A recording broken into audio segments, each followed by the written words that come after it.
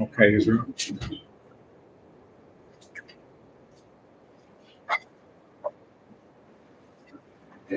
Okay, Israel.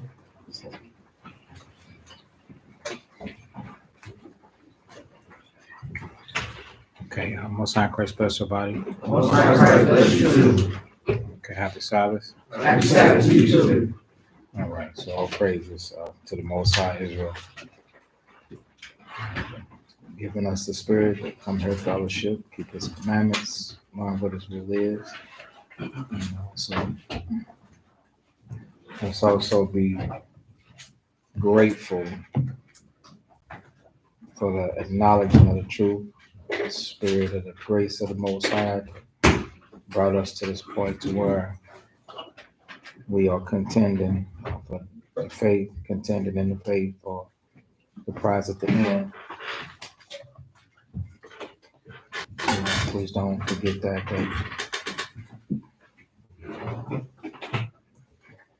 the end game is having to endure unto the end, not just the short times that we come in fellowship, make memories. I'm gonna wait till everybody's completely settled in. So go ahead and finish tinkering.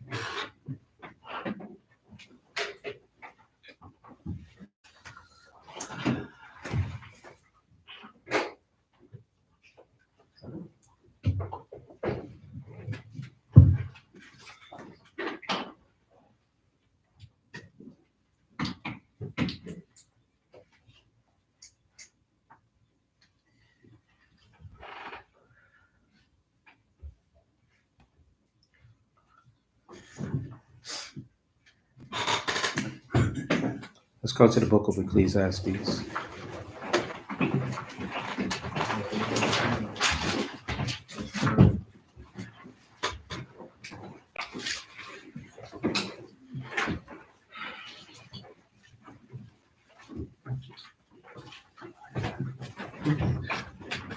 Ecclesiastes chapter 5.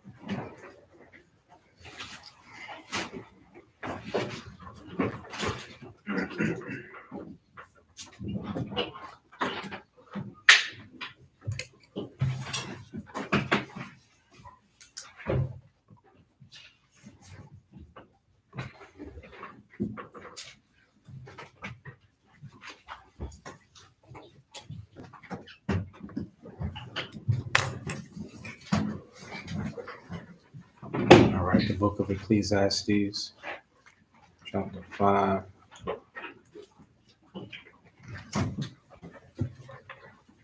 And verse 1. Read that for me. This is Ecclesiastes chapter 5 and 1. Keep thy foot when thou goest to the house of God, and be more ready to hear than to give the sacrifice of fools, for they consider not that they do evil. Right. So when we come to fellowship, some people may water it down and say, hey, we're having a Bible study. We are studying the Bible section of scriptures. The Bible says study, but you're also being led through the scriptures and you're being showed. So when you're here,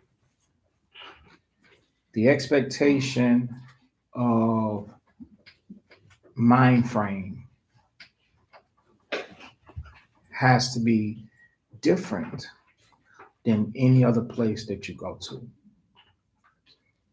You have to have some control. Like, you gotta know how the motion or the flow and the course and the way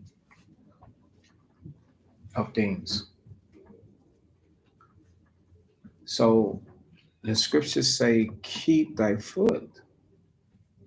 So there's no way anybody could be here slipping, you getting rebuked, admonished over the same things over and over. Now we gonna make mistakes and we gonna do things so well.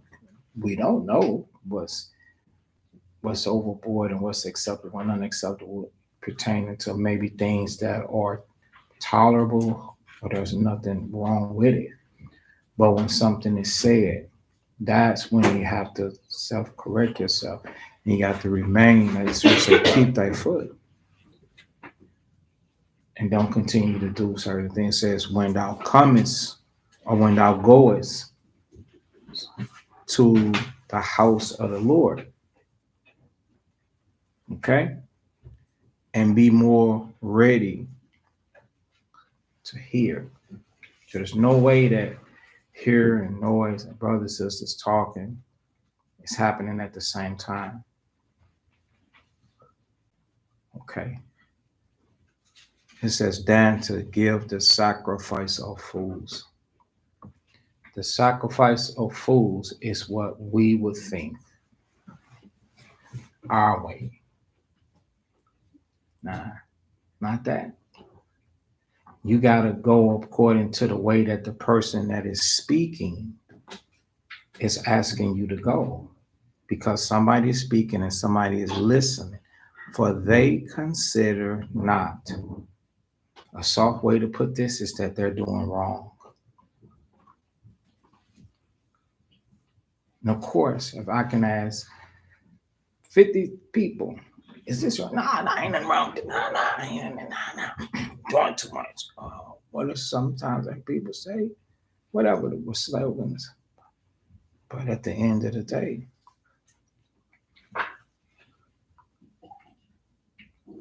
because the person that is speaking is preparing to speak. He's got a job to do, and then somebody is not listening, but they are doing what they want to do. offering. That's what that sacrifice is. Oh, take this part of me.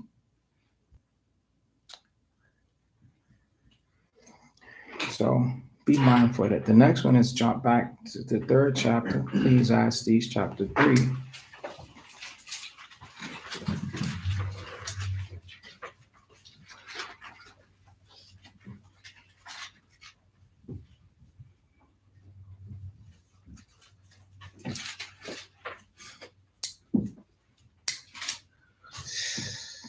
Okay.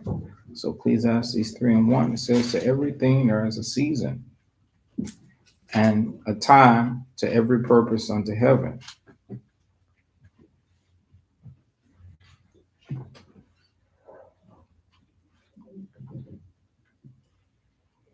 So just a few of these. In verse 4, it says a time, at the end of it says, at the beginning, a time to laugh. It's right there. So what happens when it's not time to laugh? And somebody is laughing. Only you, it's acceptable to you. But to somebody else, it's not funny. It's not time to laugh. It's time to dance. Have a good time. Another person, this ain't the time.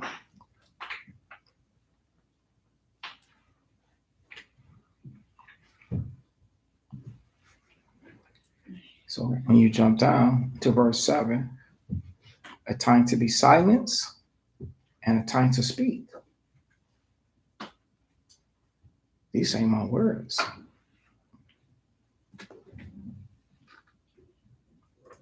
A time to love.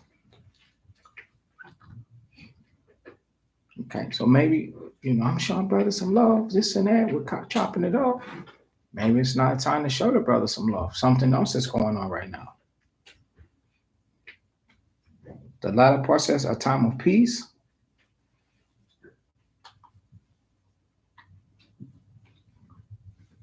Verse 11, he have made everything beautiful in his time. So this is something we have to consider.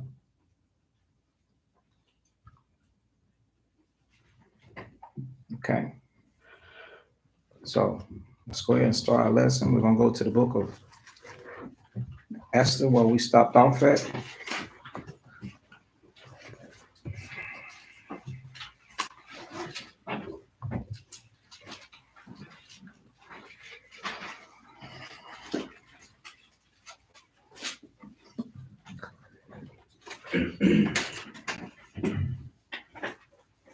So according to the Persian law, Esther, not Esther, but Vashti,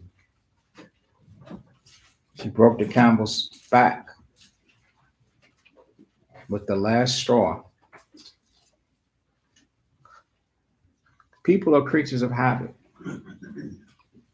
They do the same things over and over and over again.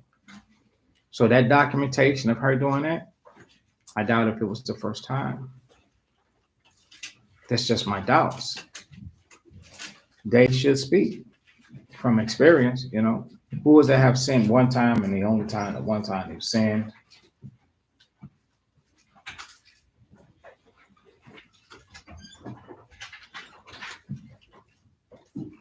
So we never know when the sin that we commit is going to get us banished.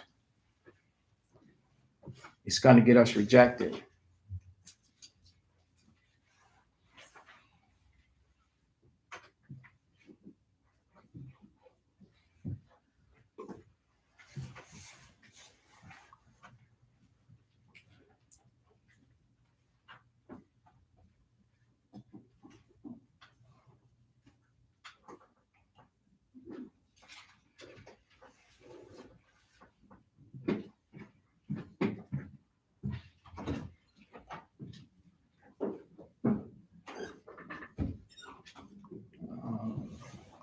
Lamentations chapter 2. That's what I'm looking for. Lamentations chapter 2.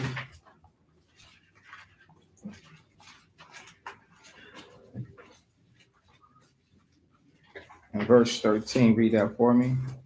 This is Lamentations chapter 2 and verse 13.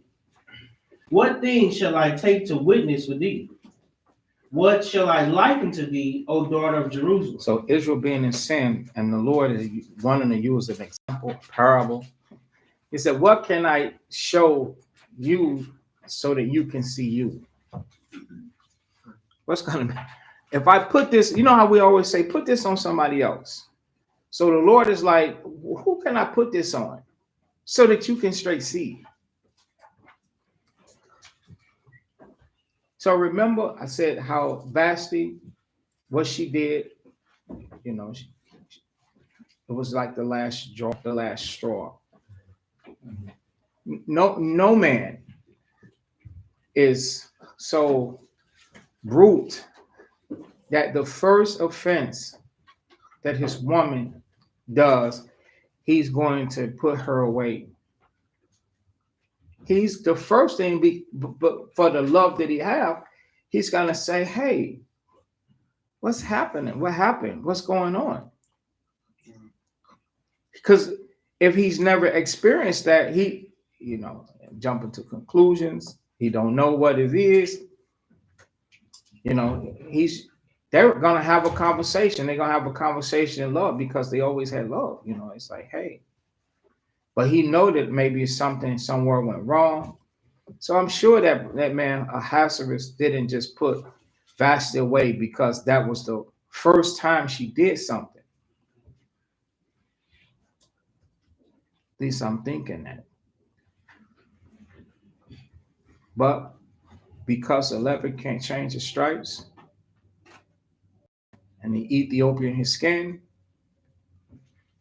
and Vashti, when she continued in it, it caused her to go so far that what people say, it broke the camel's heart. It broke the camel's back. So the Lord's like, what can I like? Now this is the most high scriptures before we move on. Like, what can he show us to help us see what we're doing? Read on. What shall I equal to thee, that I may comfort thee, O virgin daughter of Zion? In other words, that I may edify you. So comfort is like, everybody wants to be comforted when you in sin. No, that's not, the Most High is not talking about patting you up. The Most High is talking about edifying you so that you can really see the error of your way. Go ahead. For thy breach is great. Yeah, your breach, you're so far away from me, is what God is saying. It's terrible. It's horrible. The distance between me and you is what? Is great. It's great. So how we gonna say, oh, that comfort is all the see the Lord, he got love for us and this and that. Yeah, he do. But correction gonna come and then change, and then you get to see if that's his will, some type of consolation. Go ahead. Like the sea, who can heal thee? He said, man, it's so big, that big as the sea. If he's on one end and you're on the other end, he said, who can help you to see this, man? Who can heal you? Go ahead. Thy prophets have seen vain and foolish things for thee. Stop by not correcting you. That's what that means. By not correcting you. See, prophets know to prophecy. Prophets know, let's say the prophets of Israel, they know the laws, statutes, the commandments, what the will of the Most High is. But you know what? A lot of Israelites, you'd be so pushy to where you can't be rude, you can't be controlled, you can't be spoken to, you don't like to be spoken to, don't want to be admonished. So, and when you get left put, you develop your own path. Go ahead.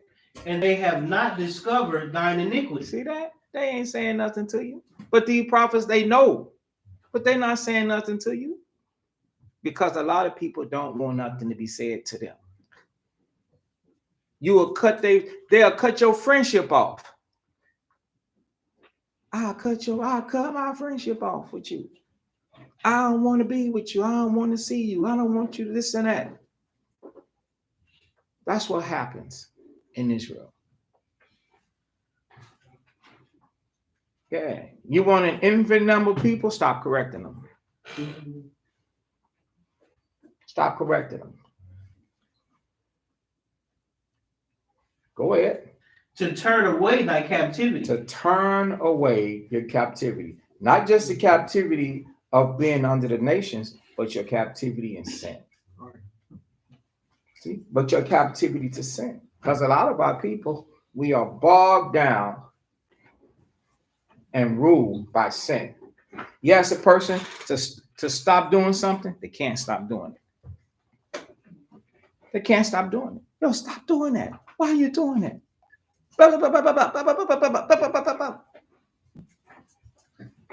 They get every reason and every rhyme on what they're doing, why they're doing, how they're doing, and pointing the finger. At the end of it, they ain't stopped doing it. They can't stop doing it. They're in captivity. Satan have bound them at his will. So they bind it in there. Bound to it. A fault. How'd you get that way? How did Israel get that way? According to this precept.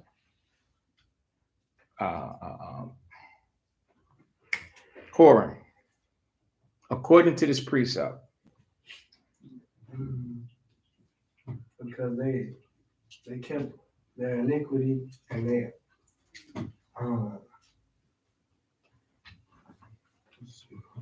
So you gotta pay attention. Jabril. Their iniquity wasn't discovered. Their iniquity wasn't discovered. AKA known as what? Sin. No correction. No correction. See why it's important to correct people? Mm-hmm. If you brothers are part of, if you're not trying to correct people, this ain't the place to be. People gonna hate you.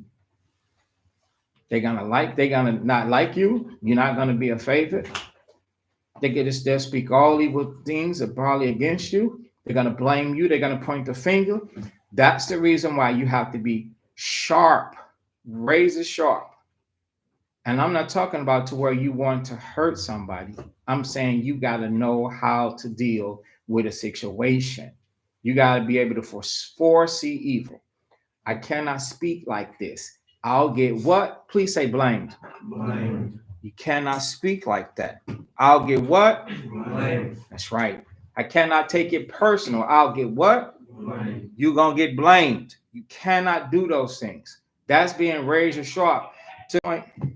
Somebody needs the heat on.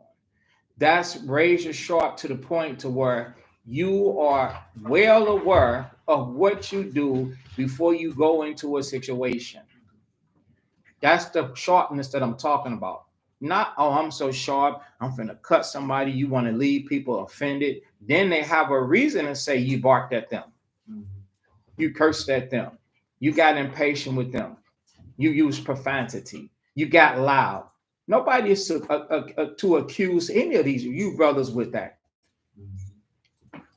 You wasn't charitable with me. No, never, not a moment. Don't let nobody accuse you of anything. Y'all brothers understand that? Yes, sir. You're gonna have to suffer, man. You're gonna have to suffer. You're gonna have to deal with whatever it is that's being dished out. Your reward is on the end. Trust and believe. We're coming back from the dead. We'll see each other. We're gonna feast with Christ and all that. All this will be behind us. But you gotta continue. You gotta endure unto the end. You gotta have that faith that that's what you're shooting for. And along the way, you're gonna deal with a whole bunch of people that do not want to be corrected. Some will be corrected and they will change. You don't know which ones. The fight, the plight, and the path will be hectic, but you got to keep going. You got to do it. Because destruction is to the person that doesn't change and doesn't repent. And we don't want people to be destroyed. That's what happened to that sister, that woman. She continued and continued and continued and continued to where there was no change. We have laws. The Bible says, wherewithal shall a young man cleanse his way? By taking heed thereto according to thy word. So if they want to change and be cleansed, then we got to give them the word, book, chapter, and verse. Slow it down, make it make sense with them. All the time, you're not having a smile and laughter and joking and playing and that with with our people when you giving them the scriptures. You're just simply showing it to them and making sure that they understand. And you bringing that script to them, that prescription, spiritual prescription is like doing surgery on their spirit. They in pain. Surgery with no anesthesia. So they be feeling it. And that's why you don't need no extra thrust. You don't need nothing personal. You don't need them looking and seeing your countenance. You don't need to be in your emotions, your feelings. But you do have to put that work in. Do the work. You have to talk and tell them. Because what comes after that is more devastating than they can ever imagine. And I'm going to tell you something. You're going to begin to experience and see it firsthand. And you're going to be left alive to deliver the messages to those brothers and sisters that the Most High going to put you over in Christ. You're going to be beginning to testify unto them. This person fell away, couldn't make it back. This person got destroyed. How? They got addicted. They got lost. They got this. Satan is on this. This person is bugged out. This person is dead. All of these things I'm talking about, I've known. Seen people in mental hospitals. Went to visit them. In truth, that sat in your seats. Until I end up in them mental hospitals. People in the grave. Sat in seats. People lost, turned out in sin. Sat in them seats. I'm left alive to say, hey, you don't want to take that door because that door ain't the door that leads back to here.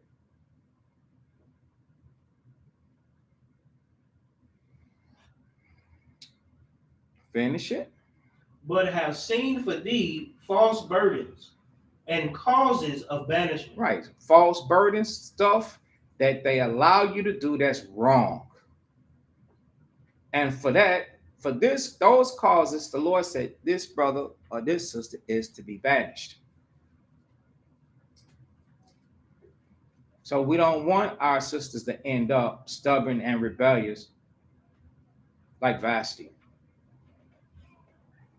Okay, so let's go back to the book of Esther, the 2nd chapter. And I'll read a little bit before I give it to you. So remember, like I said, in the 1st chapter,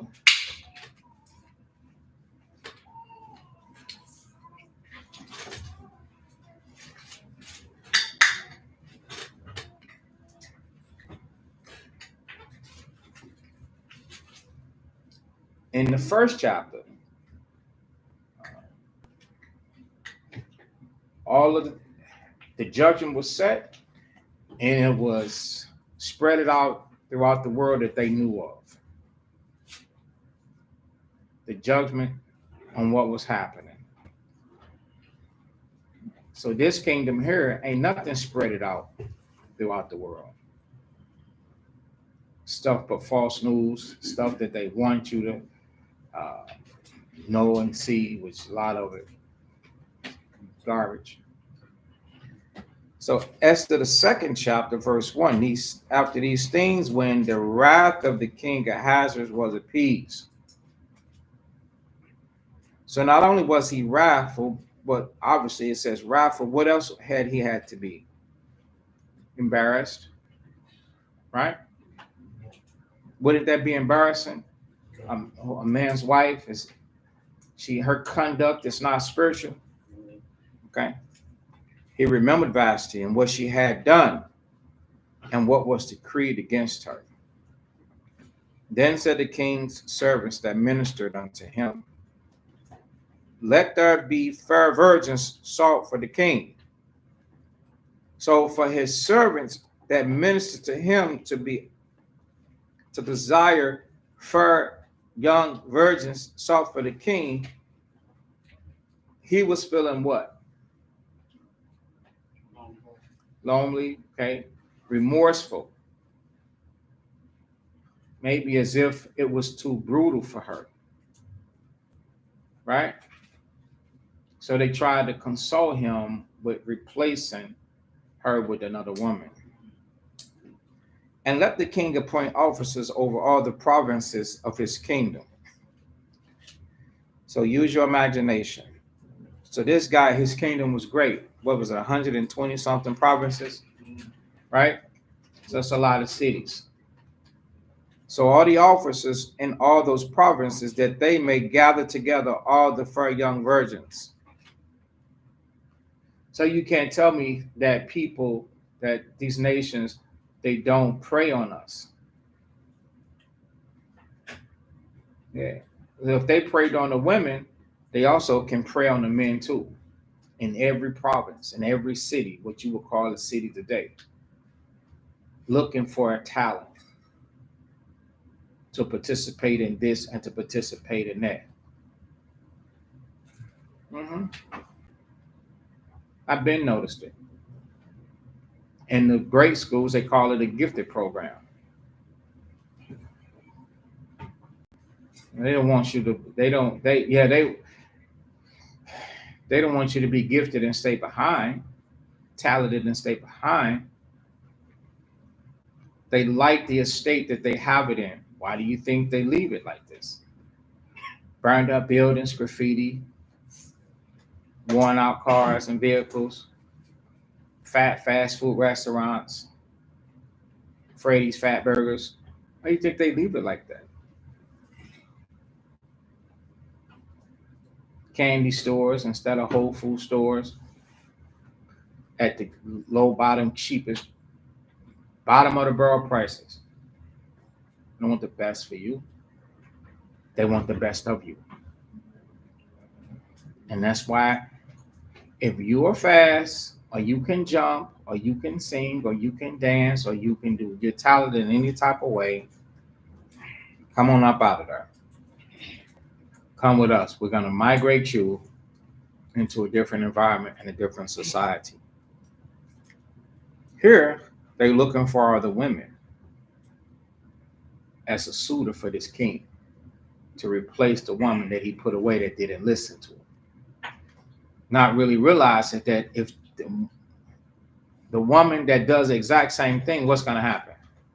The exact same thing. So we got laws that forbid moving forward quickly like that.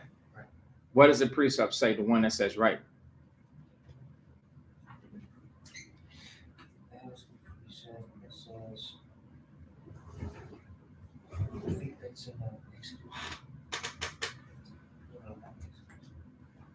Okay, you don't know. You start out saying, I think. Okay, James, what is it? Let a man not put away his wife except they be conformed. No. What was the question? What does the precept say pertaining to you saying that we got laws that basically prevent us from moving hastily in marriage? Absolutely.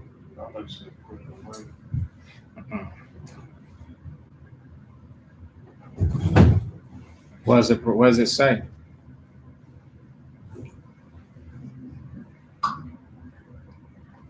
I know this is probably not the answer, but this is the precept I got. Has thou stricken thy hand with a stranger, what's thy hand from? Yeah, that's it. Prove a friend. We don't have to go there, but prove a friend. Proverbs 6.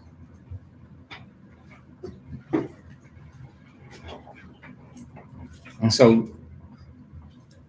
look at what it takes to actually prove a person. It's a patient thing. So here's a question on live. So brothers and sisters here are being taught to prove a friend. So far, as you've been learning what it takes to prove a friend,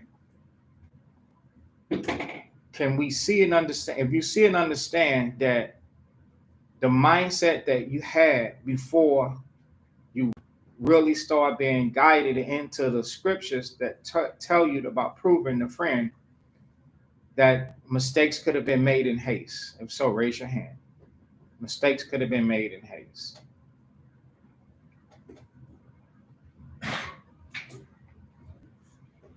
Am I saying it wrong? All right, we understand. Right. I'm saying it right. So the scriptures say, "Prove a friend," and so you could have moved in haste because we've had people here and now they're not here, men and women. Shalom. So what would have happened if you had hooked up with somebody, with somebody that left? They would have drugged you right out of the door with them. Or what if you hooked up with somebody with that same spirit, battling and losing the fight, but they don't see it. They don't really show it, battling and losing the fight. So only time will tell. So you learn that should have taught you why the scriptures tell you don't be hasty. Am I still not saying it right?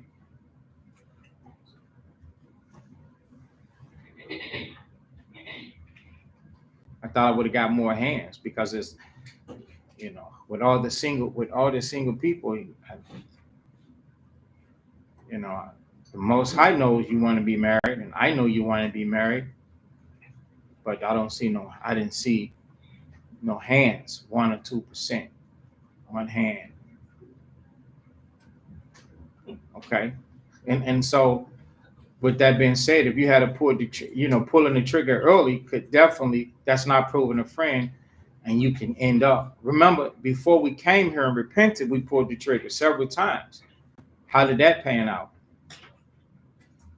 All losses. Pulled the trigger with the wrong people when you actually thought that it was going to go somewhere. It was going to be something unique and something special. All right. So this guy here, he basically going out and gathering all strangers together, looking to wed this guy. I know how it ends, but it is what it is. It ends with Esther, and we know that. But it does. The scriptures doesn't change and say, "Oh, okay, well, shit, that's Esther." Shit. All right. So let's see. Verse 3: Let the king appoint officers in all the provinces of his kingdom, that they may gather together all the fair young virgins unto Shushan the palace, to the house of the women.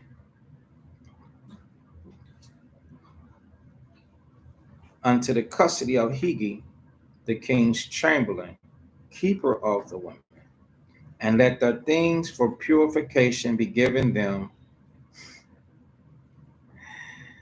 and let the maiden which pleases the king be queen instead of Vashti. So, all these women coming up, why would they even be curious or interested in being the queen? Because they knew what position they was applying for. Why would they be interested in becoming the queen? Let's see. This bookshop.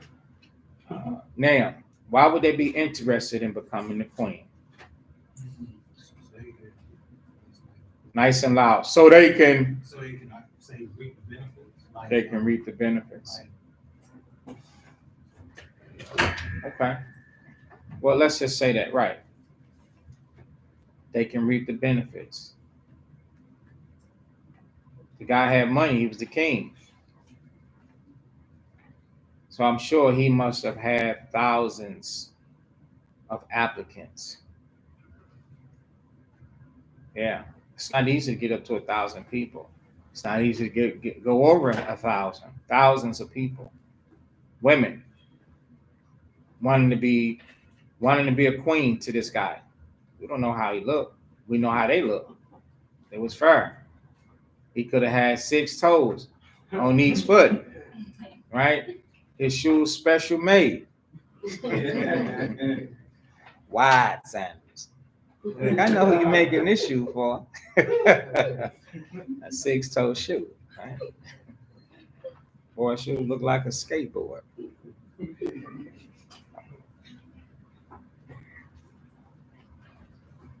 Yeah. He was able to provide, King. So to all my bro kings, how many applicants you gonna get? Yeah. Sister's like, that's right.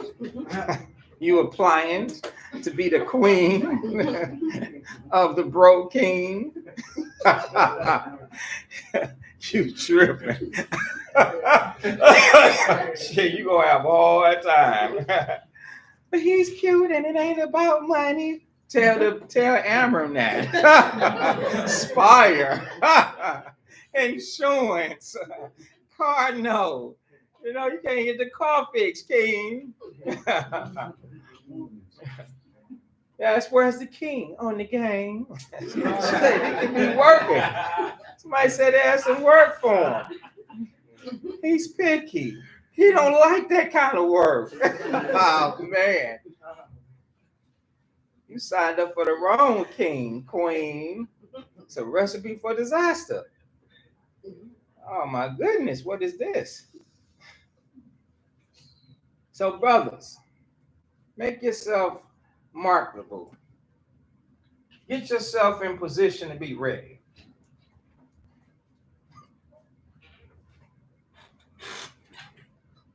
Now you don't want to have queens or young virgins lining up coming at you, but you definitely do want to be attractive in that aspect. So when somebody think about, okay, can he be a provider? Yeah, you can be a provider. You can provide. You have the means. Not you're gonna drag somebody struggling along the way. We see a lot of people out there between a rock and a hard spot, homeless, like that. You got the woman in the street, the child, she's pregnant, out there with a sign. I got 3 kids. She had them all like that. Boom, boom, boom. With a struggling man. Where's the guy that knocked you up? Why he ain't out here? Right, you sure?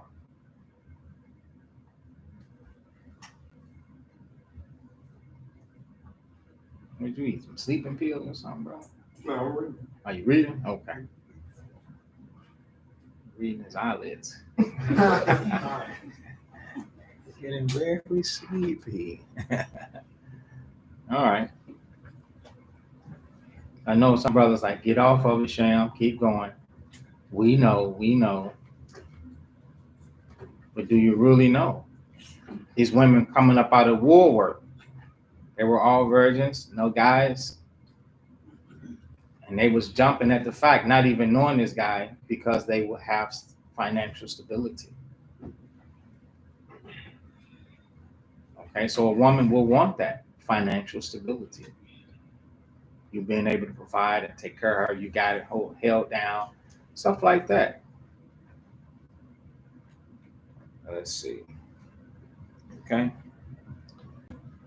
So chapter 2, the book of Esther, chapter 2, and now verse 5, right? Now in Shushan the palace, there was a certain Jew whose name was Mordecai, the son of Joram, the son of Shemiah, the son of Kish, a Benjamite, who had been carried away from Jerusalem with the captivity, which had been carried away Jeconiah, king of Judah, whom Nebuchadnezzar, the king of Babylon, had carried away.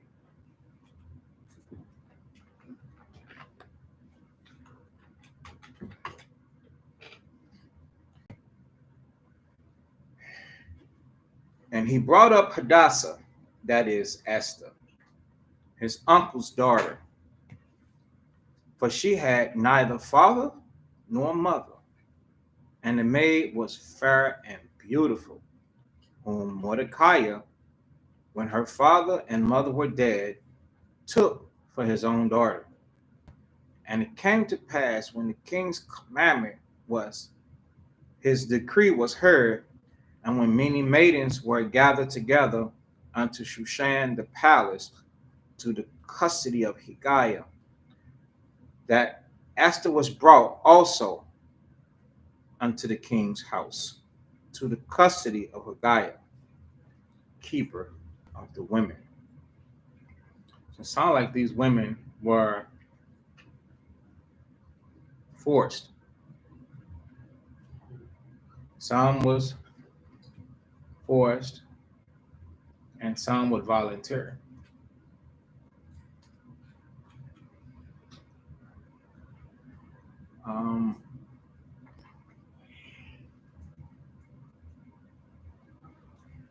Let's see. I'll tell you why I say this.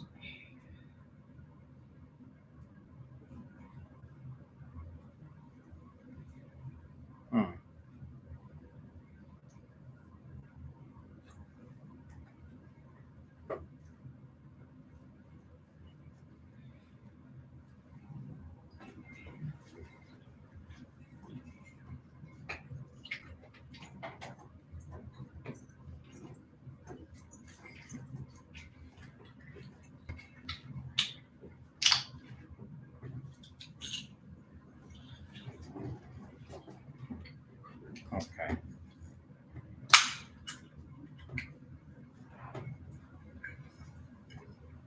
Open them all at one time.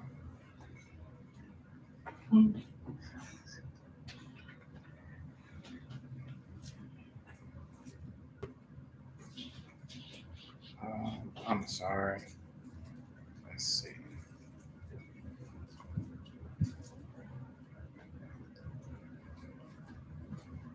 Maybe I got something twisted, so I'll just continue, and if I see what I'm thinking, then I'll point it out. So verse 9, start there for me. And the maiden pleased him, and she obtained kindness of him. And he speedily gave her the things of purification, with such things as belonged to her, and 7 maidens which were meet to be given her out of the king's house. And he preferred her and her maids unto the best place of the house of the women. Esther had not showed her people nor kindred, for Mordecai charged her that she should not show it. And Mordecai walked every day before the court of the women's house to know how Esther did, and what should become of her. Now, when every maid's turn was come to go in to King Ahasuerus, after that she had been 12 months, according to the manner of women, for so were the days of their purifications accomplished, to wit, 6 months with oil of myrrh, 6 months with sweet odors, and with other things for the purifying of the women. Wait a second. This is not madness, but this is, wow. Are we seeing this? The guy was particular.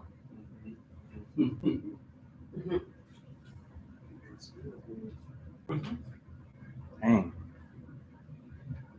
Oil of myrrh, 6 months. Yeah, just bathing with oils of myrrh. And the guy was giving them what to smell. So he was grooming them to where it would pour out their pores. So you would be smelling like a flower instead of a stench. It's amazing right here. For 6 months. And then other 6 months, sweet odors with other things. So they've been there a year or more. The guy didn't touch him. Verse 13. Then thus came every maiden unto the king. Whatsoever she desired was given her to go with her out of the house of the women unto the king's house. Oh, there's another thing is, sisters, this this is an example, even though it's coming from somebody else. I wouldn't say that this guy, Israelites, men, we're above these guys. We're above this. And this is showing you what a man would like. Yeah, things to be nice and you fragranted and smelling good and looking good and stuff like that. Presentable, not just any type of way. Take care of yourself as a woman. Make yourself presentable. Because the woman that did it the best, that was the woman that was going to, what if the woman say, oh, she's just here taking advantage of the food. And the spa treatment or something, but she's not really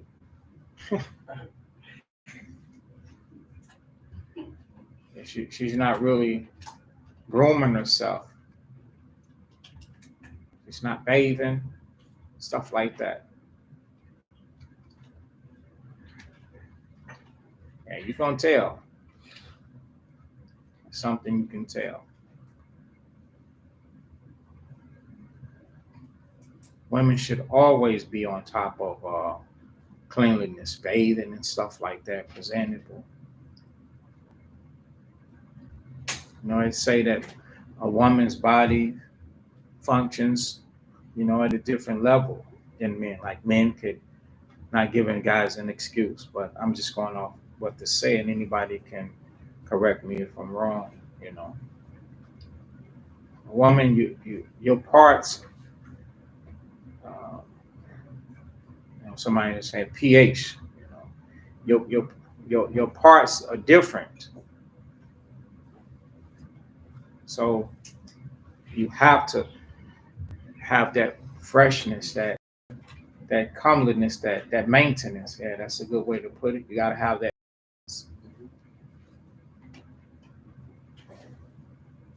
You know, I know men could go jungle wild too. You know, if you're not. Yeah, you smell like a jungle, a gorilla.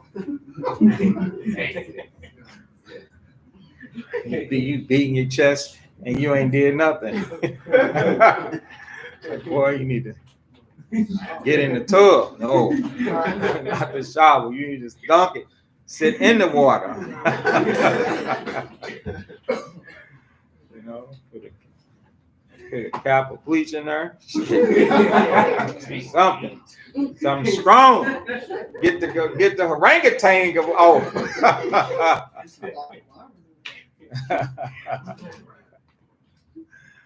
In the shower.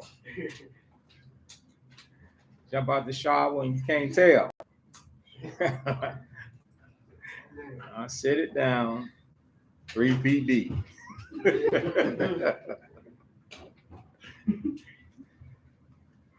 So everybody wants to be, you know, presentable.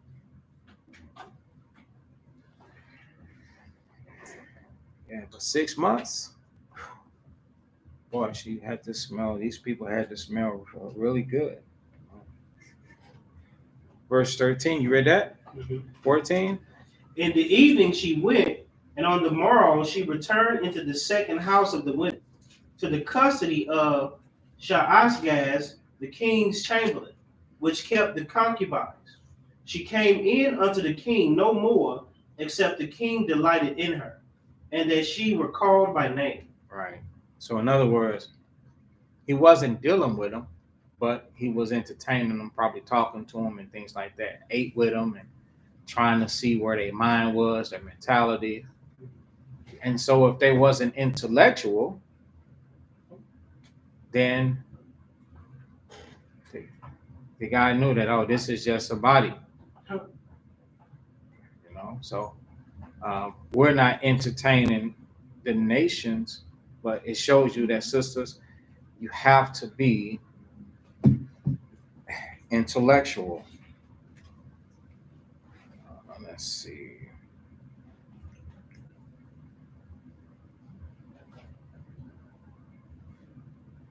I think I had a conversation with somebody about something like this. Was that you, Uzziah? Yep. What's that word? Sapiosexual. Sapiosexual. Let me look that up.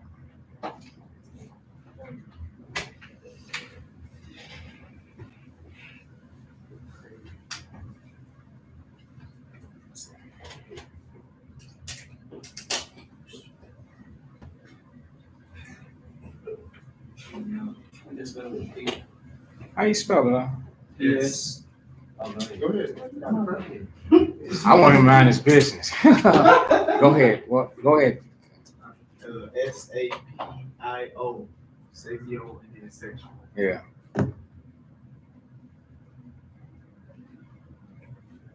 Sapiosexual. Sapiosexual. Sapiosexuality means that a person is sexually attracted to highly intelligent people. So you just can't come and, be full of curves and be full of looks, intellectual.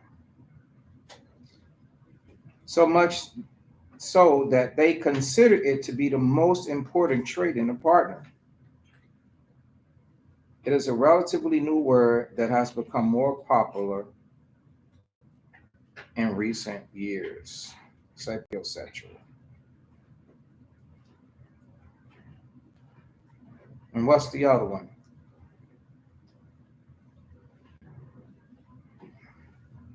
It's a weird word. Oh, no, it's demisexual. DEMI, then sexual. SEXUAL. While demisexual people must feel an emotional connection before sexual attraction is possible. Those that are sapiosexual must first feel an intellectual connection with someone before they can be sexually attracted to them. They're mainly attracted to intelligence. Okay. So that's how the guy, it seems as if he was looking for something, their mind state, and not just going after the flesh. In today's society, that's what a lot of women offer. You offer the flesh, the flesh. That's what I'm trying to say, and you make it revealing, and you things like that. Pictures. You do enhancements like filters and all the attachments. It's like a man has firearm. He got a scope and extended clip, and he's got the muzzle flasher. Well, you got the eyelashes, and you got the hair, and you got the lipstick, and you got the makeup. You got attachments. You're gonna fire that body. Pow! You're gonna fire that body and slay it. But that's not what men want. And all the men that do want that, they're not right. They want you and somebody else and somebody else and somebody else. So you have to be intellectual. You got to have morals, foundations, home training, respect, consideration, the scriptures, behavior, all of that. And that's what makes a person long or be attracted to you. Not the flesh. The flesh profited nothing. The spirit is the spirit that quickeneth it.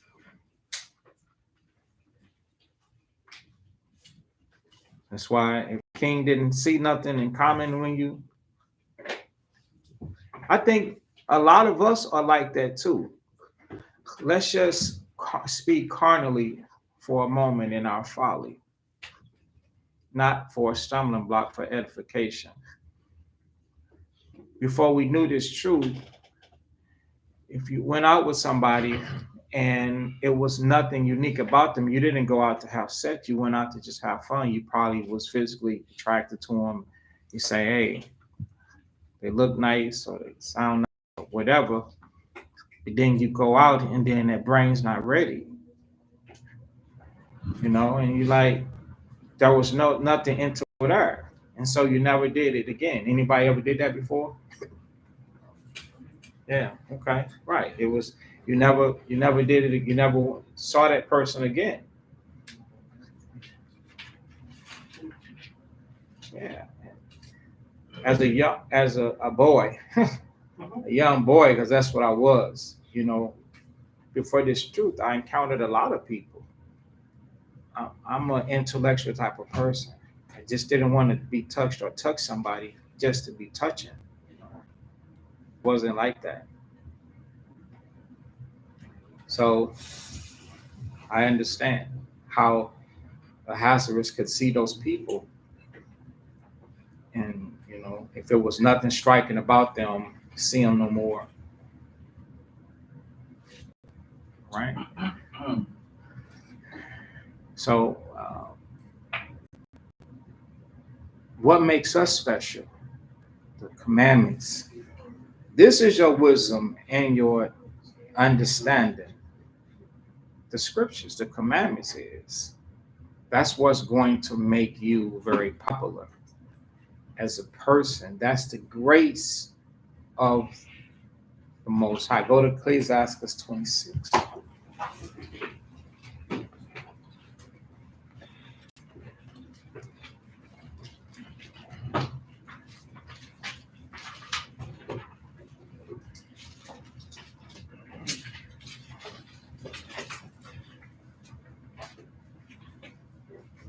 Ecclesiastes 26 and 13. Read that. Ecclesiastes chapter 26 and 13. The grace of a wife delighted her husband. Right. See that intellectual. The spirit that she has, it makes the husband to be delighted. Who did that grace come from? The Most High. Bear with me. Let's see.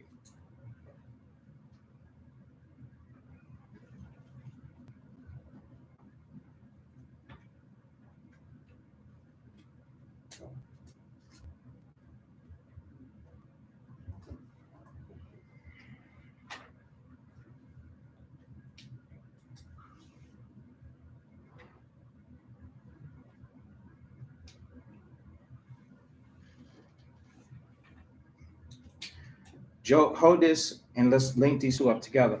Job chapter 39.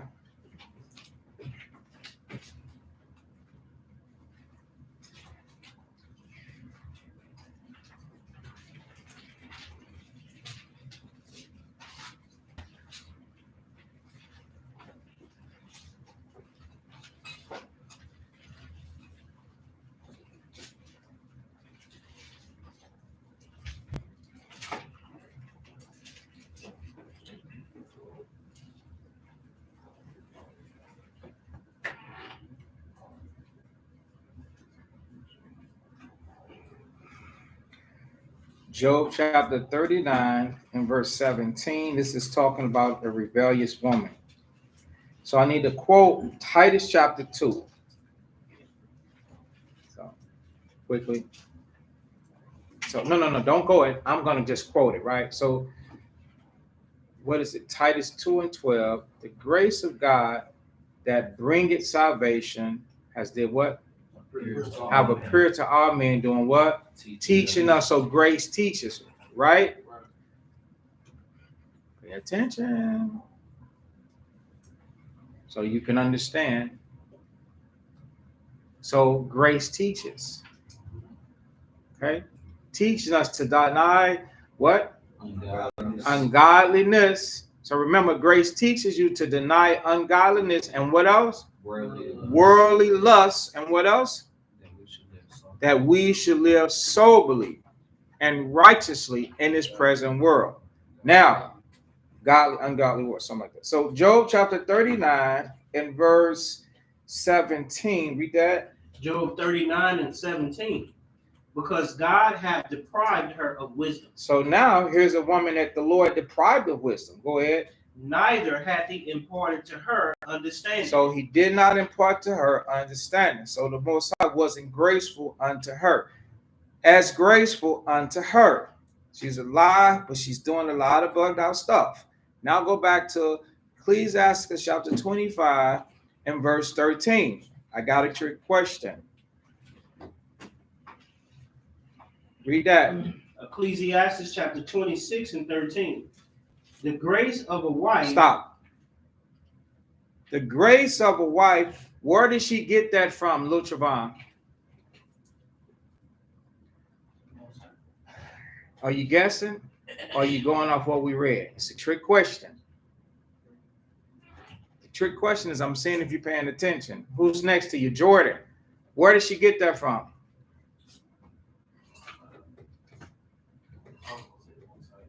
You're going to say that too? Are you sure? Who's next to you? DeJuan, where's Juan at? Hiding. Where did she get that from? Look at son back in the seat. Prime suspect. Yeah.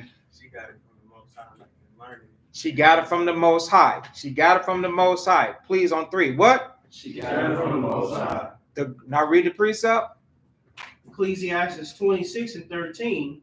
The grace of a wife delighted her husband. Stop. Sisters, have it before you do what?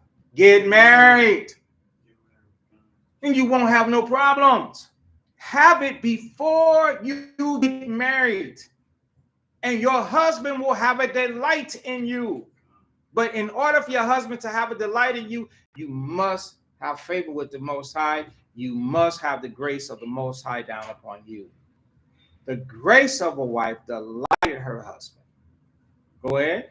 And her discretion. And your discretion, meaning you are watchful and considerate on how you deal in the marriage, will what?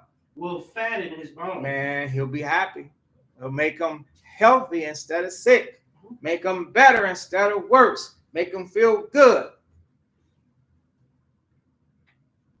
And don't do things your way. You ain't built for that. You're not made for that. You're not in this life for that. Do things his way. Okay. So let's lose that. Now, well, let's go back to what's that? Esther, book of Esther.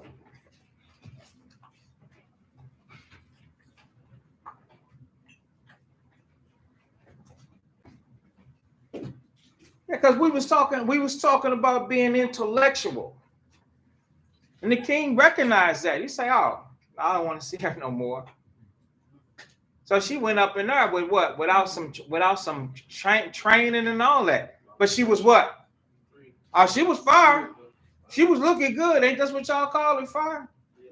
She was fire. She was looking good. And a lot of the simple in Israel, you be seeing the good looking ones and you don't even know what's going on with them. They slick you with all them, with all that behavior, with those good looks, they get you. But then that's why the scriptures is there. Let's go get that real quick. Go to Proverbs. Where am I going, Juan? Proverbs what? You don't know. Where am I going, Jarrell? Proverbs 6. See, if you know the answer when I'm asking, then that means that person should know how to what? Defend themselves. Defend themselves against. It's not. Let me see. Proverbs chapter 6. Okay, it's in 25. It's a particular thing I want. It's about Israel, about Solomon say. So is it the 7th verse? Yes, Proverbs 7, but you was right in the right area, so you get credit. Proverbs chapter 7 and verse 6. That's the one I want. Read that. This is Proverbs chapter 7 and verse 6. For at the window of my house, I looked through my casement, and behold, among the simple ones, I discerned among the youths a man void of understanding. Void of understanding. Understanding is he's supposed to be intellectual. He's supposed to know somebody and not just look at the silhouette of them, not just look at their pretty face. Don't look at that disguise, hiding and covering up the inner person. Don't be simple like that, brothers. Because one thing for sure and two things for certain, God is not mocked. You definitely gonna reap what you sow. And if you sow, you're gonna reap of the flesh corruption. You're gonna reap corruption. All right. So you go ahead. Passing through the street near her corner. Near her corner. Solomon said, oh, God, that guy's simple. She going to get him. He's easy. Go ahead. And he went the way to her house. Go ahead. In the twilight, in the evening, in the black of the dark night. Stop. What did she do? She looked good, right? Mm-hmm. Go ahead. And behold, there met him a woman with the attire of an harlot and subtile of heart. She looked good, man. That harlotry, that stuff that she got on, make her look good. The subtile of heart, she's deceiving him because she's hiding from him how she really is. She's just out for her. She's just out for her. Women, they will be out for them. Sisters, we know that men out for them. Like they only want to get off. They'll be subtile of heart. They'll be landed on thick and make it taste like sweet cream butter. And you'll be believing, he liked me.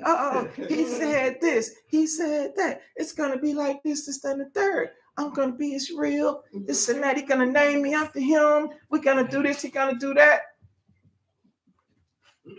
Who sing that song, Break 'em Out song? Yeah, Master P. Soon he 1, 2, 3, you with the Master P. All that change. He up. He like Biggie say, I'm through. You gonna be sick. Subtile. He hiding all that. And he was in his flesh coming for you. And women like for men to be aggressive. Women like for men to pour it on and I want you. You like that. Women like that. We can see that and be like, you can't see this? She's like, yeah, I see it. That's the part she like.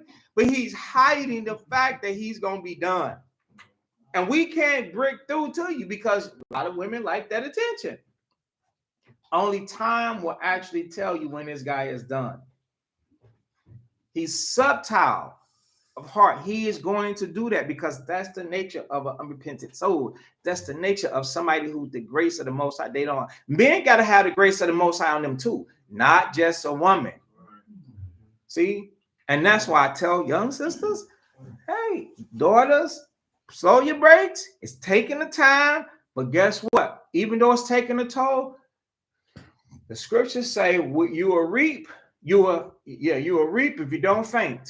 Just got to be patient and due season. So now let's see what else is this dude or this woman heard. Oh, verse 11. She is loud and stubborn. You can't even tell that by them clothes and by her looks, right? Loud, she talking back. Stubborn, she ain't gonna do nothing you say. But you can't tell that because Charlie got that recipe. Go ahead.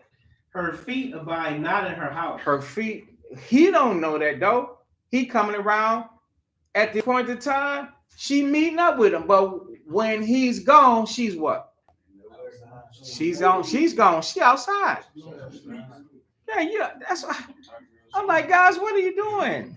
You don't know where this woman been. Where's she at now? Bro, where's she at now? You don't know. And you sisters, you meet these strange guys at work, in the shopping mall. Can I pump your gas, queen? You got them pumping gas and you meeting them over. You don't know when they get off the phone with you or you don't know where these dudes at. They outside. They doing all type of wickedness against the Most High. and against their body, waiting for you to become the next victim. What do you think is sustaining them until you give in? That's a question, honest question. What do you think is sustaining those people out there until you give in, whether you're man or woman? What's sustaining them? Somebody else. There you go, somebody else. That's right. They ain't at home, somebody else. That's why you gotta believe the gospel. And I'm sorry to wake you up from that matrix, that deep sleep that you was in, not looking at it like that. Because if you're not careful, you'll be thinking that we're shooting shots or we're having you to take something personal at or against somebody. We're telling you the way of this wicked world and what people do. Here it is. She ain't at the crib, brother. Where she at? Who sung Knock at the Boots? H-Town?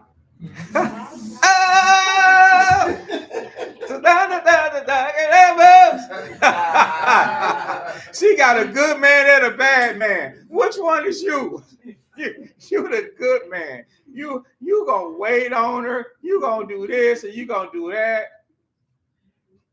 While her feet ain't at the house, she's getting that tune up. Yeah, that's truth. So you better think. Yeah, you better think. This is real. And although it's, we like, wow, we're hearing it and we're seeing it and we're laughing at it. Remember Hebrews 13:4. Whoremongers and adulterers God will judge. So the Most High be judging them people, and they don't have success. They be the ones in the clinic sick, quacking like a duck. Yeah, you can ruin your life, man, through sexuality. That's no joke. The older you get, the more you're gonna learn that that's a ceremony, sacred. That ain't a casual situation where you could just, because you emotional, stimulated by Satan through this world, that you can just share with whomever you feel like. You could be destroyed, man, and make your life more of a hell on earth that it is. All right. So that we don't have to keep going through this. But that just goes to show you that the guy is simple. You got to see more than just her attire and what she looked like and what she sounds like. The scriptures tell you don't use much the company of a person that is a singer. Singing ain't always the lullaby.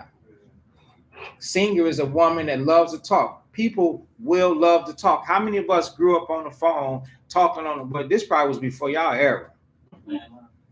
Yeah. Look at this. Look at the young old school. What you know about the landline? What about falling asleep on the phone? And you wake up the next morning, you there? Hello, you there? What you know about that?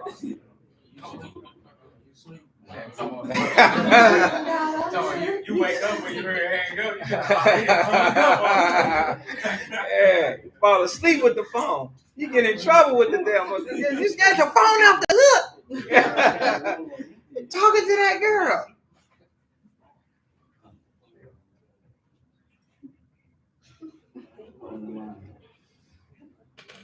Yeah. So hey, singing, hey, it can be translated into love to talk. Yeah, a woman love to talk, and that can still be that can still get you. That she love to talk. She ain't right, but she love to talk, and you don't mind talking. You think that's special, and you develop. Oh, we like to talk. We got a communication. All that is a pit. You're gonna fall in that, so that you don't be taken by her attempts. That shows you that that's got something to do with talking. But all I can do is just show you the scriptures. The thing is, brothers, Y'all got to take this light, take this torch to understanding, and you got to keep it with you like concrete, engraved, like in steel. You got to teach this, and you got to teach the next generation, and the next generation, and your generation, and our generation. We got to teach our people so that we can stop being made of a fool and exploiting ourselves and selling ourselves for sin, because the situations that people end up in, they don't like their situation. They don't like it at all. And here it is. You have the solution to it. You have to tell them not to do it. Be a light and example on how not to do it. That's why the Christ taught in Matthew, let your light so shine. Let them see that you're not doing that. Your sacrifice on virtue, according to Wisdom of Solomon 4, your sacrifice on virtue, which is your spiritual sexual strength, is the light that people need. That's why it says, when it's present, people take example of it. When it's gone, they desire it. Yeah, they desire it. All right. So let's go back to our lesson in the book of Esther, the 2nd chapter.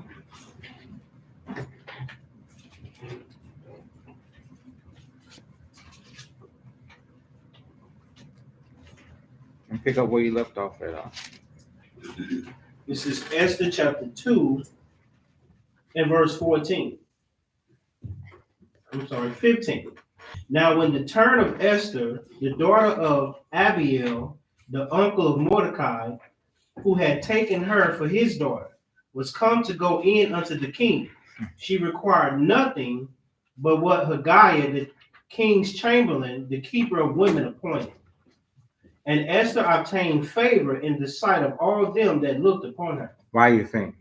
She didn't have all the bells and the whistles, all the amenities, and coming in like she can like she'd been mummified and barely can move, showing herself to be something. No, she was natural. She went in.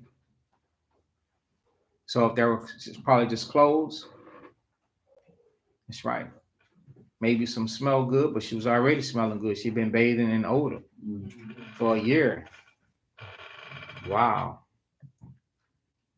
Without a show of hands, how many brothers would like that? We all would like that. For somebody to take care of themselves like that. Wow. So she just went in smelling good, and I'm sure looking good with the clothes. She didn't have the extra stuff. Go ahead. So Esther was taken unto King Ahasuerus into his house royal in the 10th month, which is the month Tebet, in the 7th year of his reign. And the king loved Esther above all the women, and she obtained grace and favor in his sight more than all the virgins, so that he set the royal crown upon her head and made her queen instead of Vashti. So after talking to her, I'm sure, let's say it several times, but however, can't put a number on it, but after talking to her, he made that decision. You see, then that's what the daughters of Israel, what y'all talking about, what a lot of sisters are talking about is modesty now, is straight whoredom. Straight up. It's straight whoredom, what y'all call modesty. That's how you don't run this. You don't run the truth. You don't run the definition of what modest is. Modest ain't you can see your prints. Modest ain't you are lustfully provoking somebody. Do you know what modest is? Look up the definition of modest. Let's get that. Come on, modesty. Oh, this is, look at her and her modesty. No. I'm gonna be careful and get up out of here.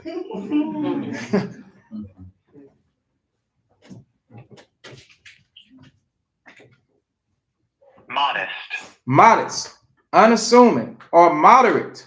See, moderate in the estimation.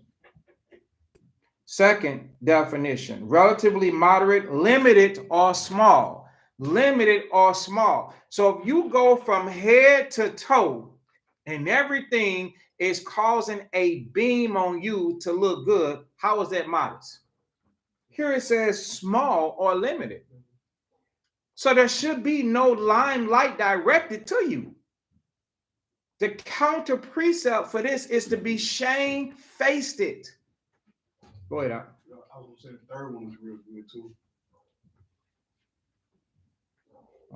Let's see. I don't know if I picked it up. That definition. Say it, read it. It says dressing or behaving so as to avoid improperty or indecency. Okay, explain. It's basically saying that at the woman putting on the dress or the skirt not to cause a man to start lusting after them. That's the indecency part. Like she don't even want men looking at her sexually. Okay. And then it says especially to avoid attracting sexual attention, typically used of a woman. Right. And so women dress up, show off, and say, you don't have to be this to be modest. You're still drawing attention to yourself. Yeah. The difference between a cloth covering, okay, let me bring it down. The difference between the cloth, okay, yes. Let me say it like this.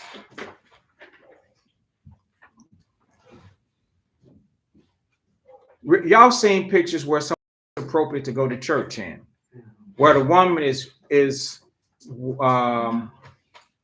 somebody find it, just one person. James, want to find the picture. You can Google it. Is this appropriate to go to church in? Put that in there. They're going to show something. They're going to show a woman. She works out constantly. There's been a bunch of different pictures like that, but a woman, she works out. She's what is that when you tie the belly all up and stuff and you're trying to shrink it down and make it all small and tiny, and then you go intentionally to do the workout for your butt, so the butt to be big, and then you get, I don't know if some women may be natural and some have implants, but then you get the type of top, you get the type of that exploits the shape of your physique, your breast.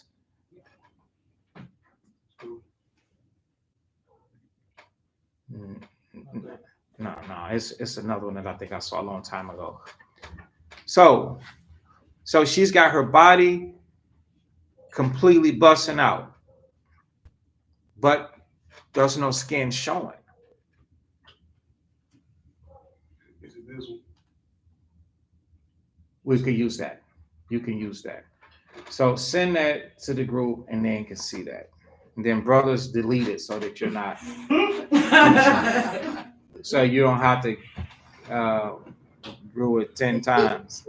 So I'm wondering, is this right for somebody to go to church? I'll tell you, delete that picture. Delete that picture. Because I'm just trying to make a point.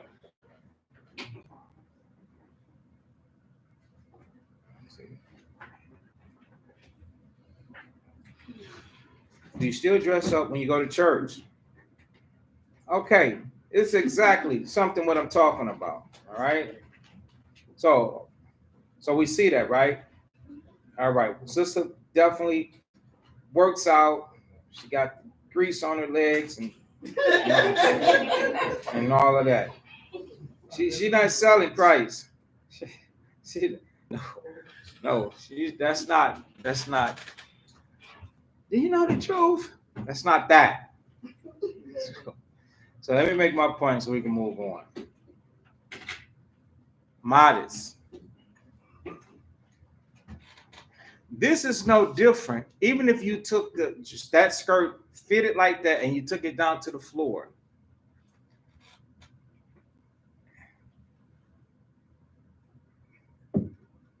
I don't see a difference with that than something shorter or something, yeah, showing mainly all skin, a lot of skin and stuff like that. And sisters be like, you don't have to be modest to do that. You got to get out of that drawing of attention and drawing of reputation and drawing of attraction to yourself, because you are causing a lot of people to stumble over your attraction to yourself and prostituting yourself out, whether you know it or not. The battle stay on deck, and you're going to keep that advertising up until Mr. Right comes along. Somebody that doesn't see the inside of you, but sees the outside of you, and somebody you're not going to know the inside of them, even though you think you are. He's going to be subtle of heart too. And you're going to see the outside of him, and you're going to say, okay, he can handle this. He can work with this. And y'all going to fall into temptation, and that'll be the ruin of you. Okay? So, any questions about that?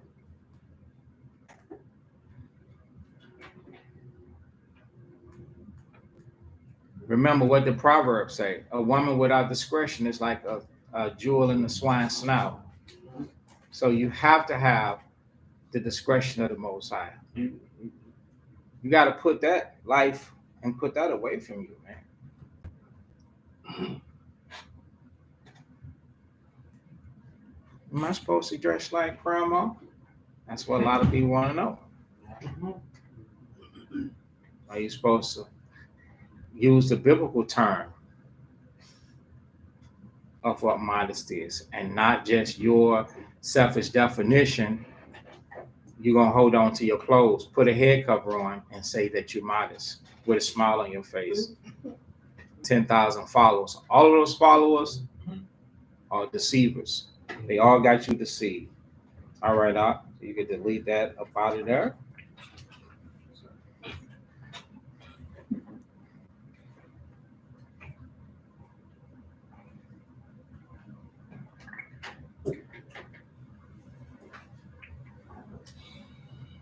Okay.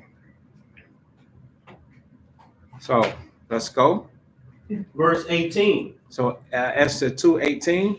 Then the king made a great feast unto all his princes and his servants, even Esther's feast. And he made a release to the provinces and gave gifts according to the state of the king. So Esther had a feast. He named it Esther's feast, and he gave them a rest where they didn't have to do nothing. It's almost like a holiday. Like, yeah, a holiday. She had a holiday. Named it after her. Okay, go ahead. And when the virgins were gathered together the second time, then Mordecai sat in the king's gate. Esther had not yet showed her kindred nor her people, as Mordecai had charged her. For Esther did the commandment of Mordecai, like as when she was brought up with him. In those days, while Mordecai sat in the king's gate, two of the king's chamberlains, Bigthan and Teresh, of those which kept the door, were wroth, and sought to lay hand on the king Ahasuerus. And the thing was known to Mordecai, who told it unto Esther the queen, and Esther certified the king thereof in Mordecai's name. And when inquisition was made of the matter, it was found out. Therefore they were both hanged on a tree, and it was written in the book of the Chronicles before the king. Chapter 3:1. After these things did King Ahasuerus promote Haman, the son of Hammedatha, a Gagite, and advanced him and set his seat above all the princes that were with him. And all the king's servants that were in the king's gate bowed and reverenced Haman. For the king had so commanded concerning him. But Mordecai bowed not, nor did him reverence. Then the king's servants which were in the king's gate said unto Mordecai, Why transgressest thou the king's commandment? Now it came to pass when they spoke daily unto him, he hearkened not unto them, that they told Haman to see whether Mordecai's matters would stand. For he had told them that he was a Jew. And when Haman saw that Mordecai bowed not, nor did him reverence, then was Haman full of wrath. And he thought scorn to lay hands on Mordecai alone, for they had showed him the people of Mordecai. Wherefore Haman sought to destroy all the Jews that were throughout the whole kingdom of Ahasuerus, even the people of Mordecai. In the first month, that is, the month Nisan, in the 12th year of King Ahasuerus, they cast pur, that is a lot, before Haman from day to day, and from month to month, to the 12th month, that is, the month Adar.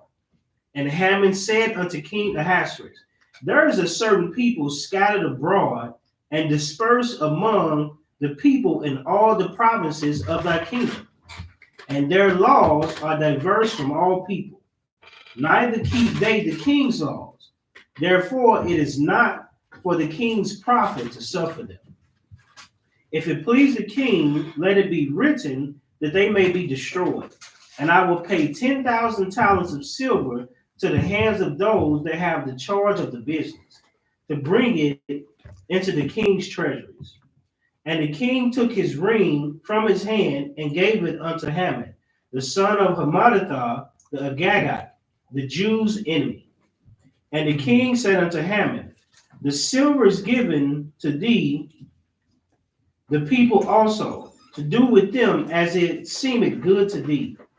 Then were the king's scribes called on the 13th day of the first month, and there was written according to all that Haman had commanded unto the king's lieutenants and to the governors that were over every province, to the rulers of every people of every province according to the writing thereof, and to every people after their language. In the name of King Ahasuerus was it written and sealed with the king's ring. And the letters were sent by post into all the king's provinces to destroy, to kill, and to cause to perish all Jews, both young and old, little children and women, in one day, even upon the 13th day of the 12th month, which is the month Adar, and to take the spoil of them for a prey. The copy of the writing for a commandment to be given in every province was published unto all people, that they should be ready against that day. The post went out, being hastened by the king's commandment, and a decree was given in Shushan the palace. And the king and Haman sat down to drink, but the city Shushan was perplexed.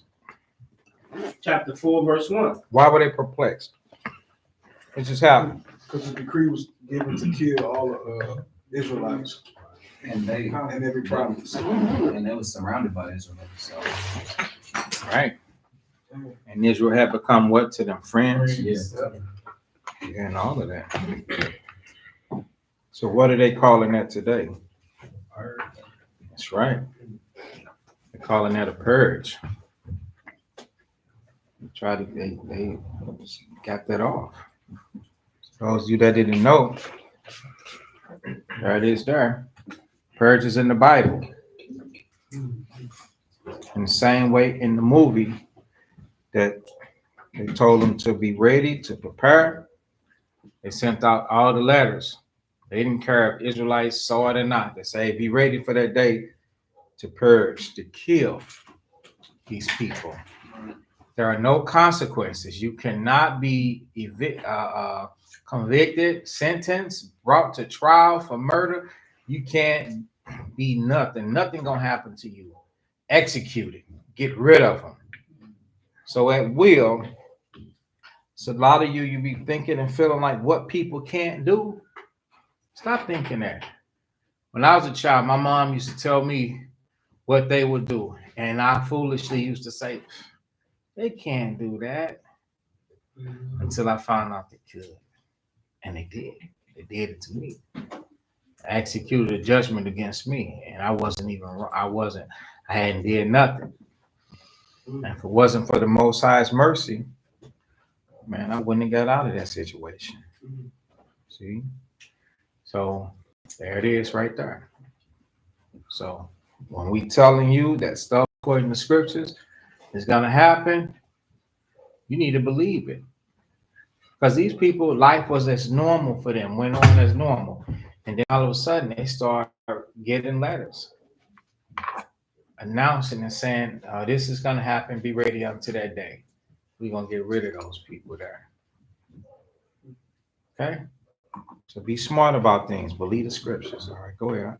This is Esther chapter 4 and 1. When Mordecai perceived all that was done, Mordecai rent his clothes and put on sackcloth with ashes, and went out into the midst of the city and cried with a loud and bitter cry, and came even before the king's gate, for none might enter into the king's gate clothed with sackcloth. And in every province whithersoever the king's commandment and his decree came, there was great mourning among the Jews, and fasting, and weeping, and wailing. And many lay in sackcloth and ashes. So Esther's maids and her chamberlain came and told it her. Then was the queen exceedingly grieved, and she sent raiment to clothe Mordecai and to take away his sackcloth from him, but he received it not.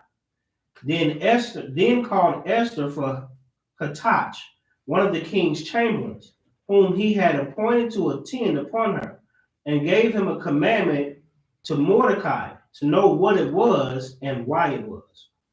So Hathach went forth to Mordecai unto the street of the city, which was before the king's gate. And Mordecai told him of all that had happened unto him, and of the sum of the money that Haman had promised to pay to the king's treasuries for the Jews to destroy them.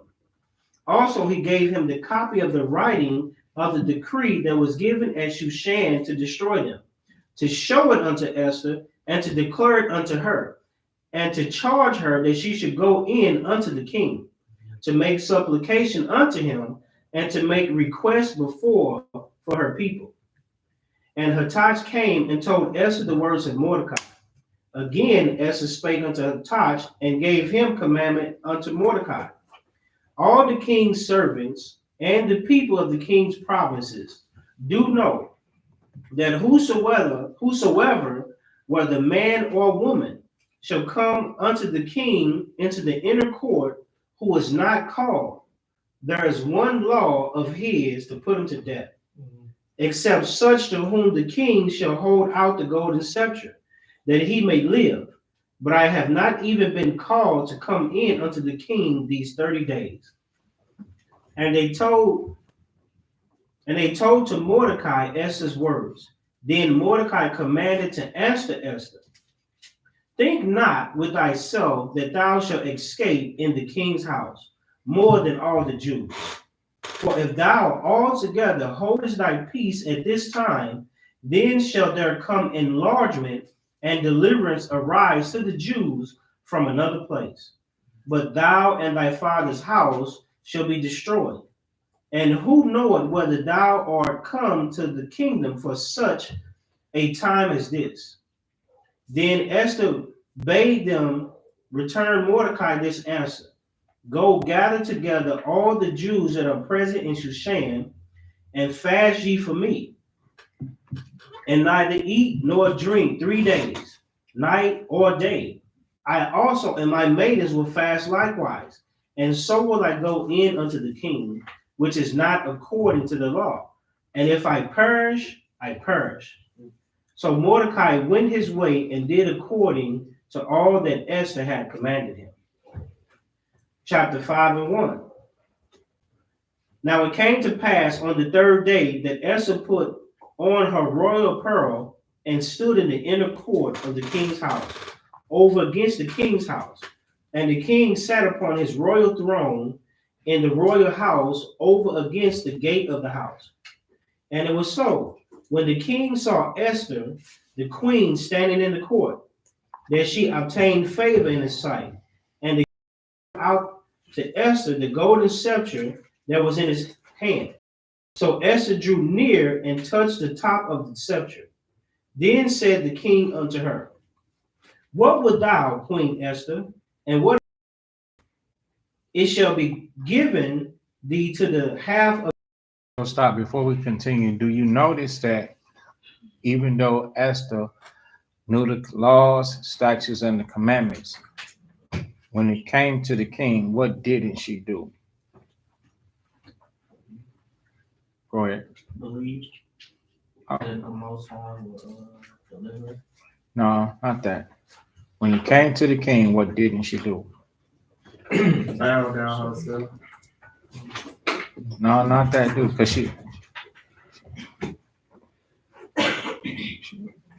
she, go ahead. She didn't lay with him. She didn't lay with him. I don't know that. You didn't obey the Hey. commandment of having to be called. Well, what'd you say? She didn't what? Obey the commandment of having to be called by name. She didn't obey the call it happened to be. No, not that, because he didn't call her. She went. She didn't try and trying to change him in his ways. She know the laws, statutes, and the commandments. She didn't bring in, and so if she wasn't supposed to do something, she didn't do it. She didn't try to adjust him with her emotions. And so when she even inferred, I can't do that. I could be put to death. And that's the same guy, that's nuts about her. She didn't try and alter how his system, he's the king, he makes the rules and breaks the rules. But she didn't do that. So she went on faith of the Most High. That, man, she's like, if I get destroyed, I get destroyed. I'm just letting y'all know that this is not something that you do. Because she just witnessed the seat that she taken next to this guy was somebody that did what they wanted to do. Yeah. So now that's just in reverse. This one didn't come. This one gonna come? Like, wait a minute now. So, and then when I just heard the reading, and when she went and she touched the scepter, he held it out to her. But, I guess that was being entreated, accepted. So she still stuck with that. She didn't try and alter and finesse him. And a lot of women, if you're not careful, your behavior is finessing. And you can't do that. And he's not wrong because he doesn't squat to your emotional demand. It's okay for the man to be the man. Let him lead. Let him guide. Let him rule. That's what a ruler does. It's not a joint rulership. Oh yeah, we rulers up in here together. What's two lioness? Because he ain't the lion. Because he's sharing it with you. And a lot of women, they have an issue with that. I'm listening to the reading and all the time, from how she communicated to where she went in further life and respect. And she stood there, and then he put it out the scepter. He's a king to her and told her to come forth. And what is it? It's like, man, she didn't even try and change that. She said she hadn't been there and to see him in 30 days. I said, okay, she didn't try and change him.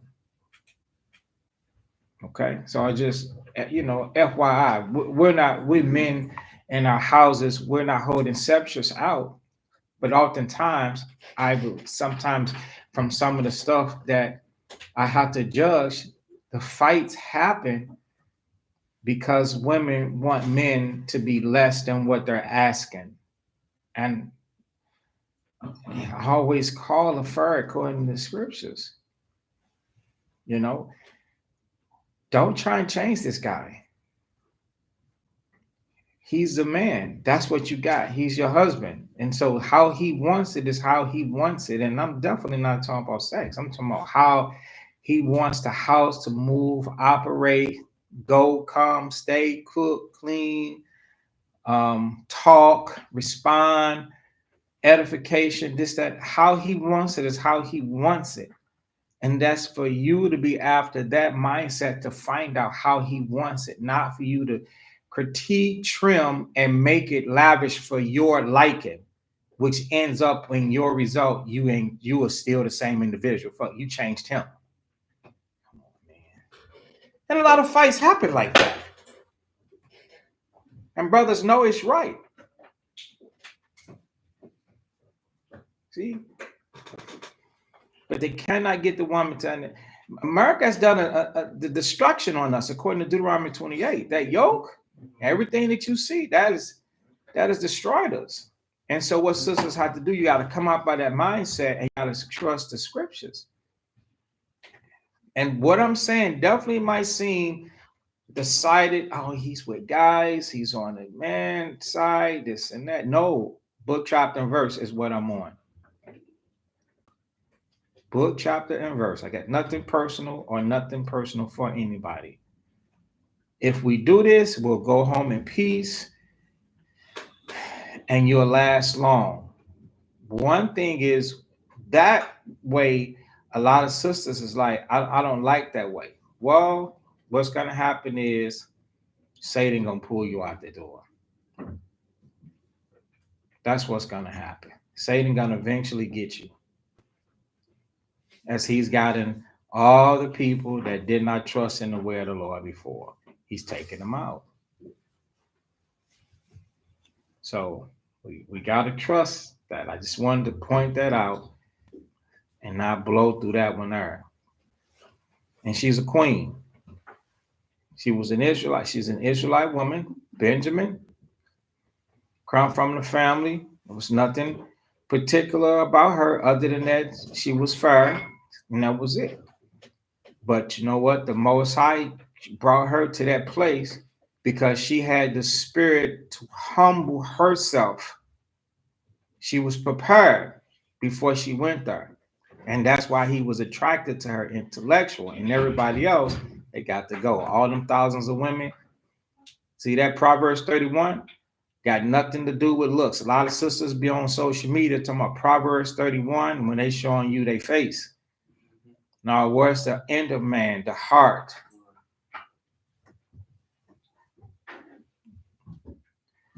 Obedience and submitting yourself and sticking to that, that's a learning process within itself that every woman got to take that pilgrimage, that journey back and forth between you and the Most High, humbling yourself before you get into some type of relationship.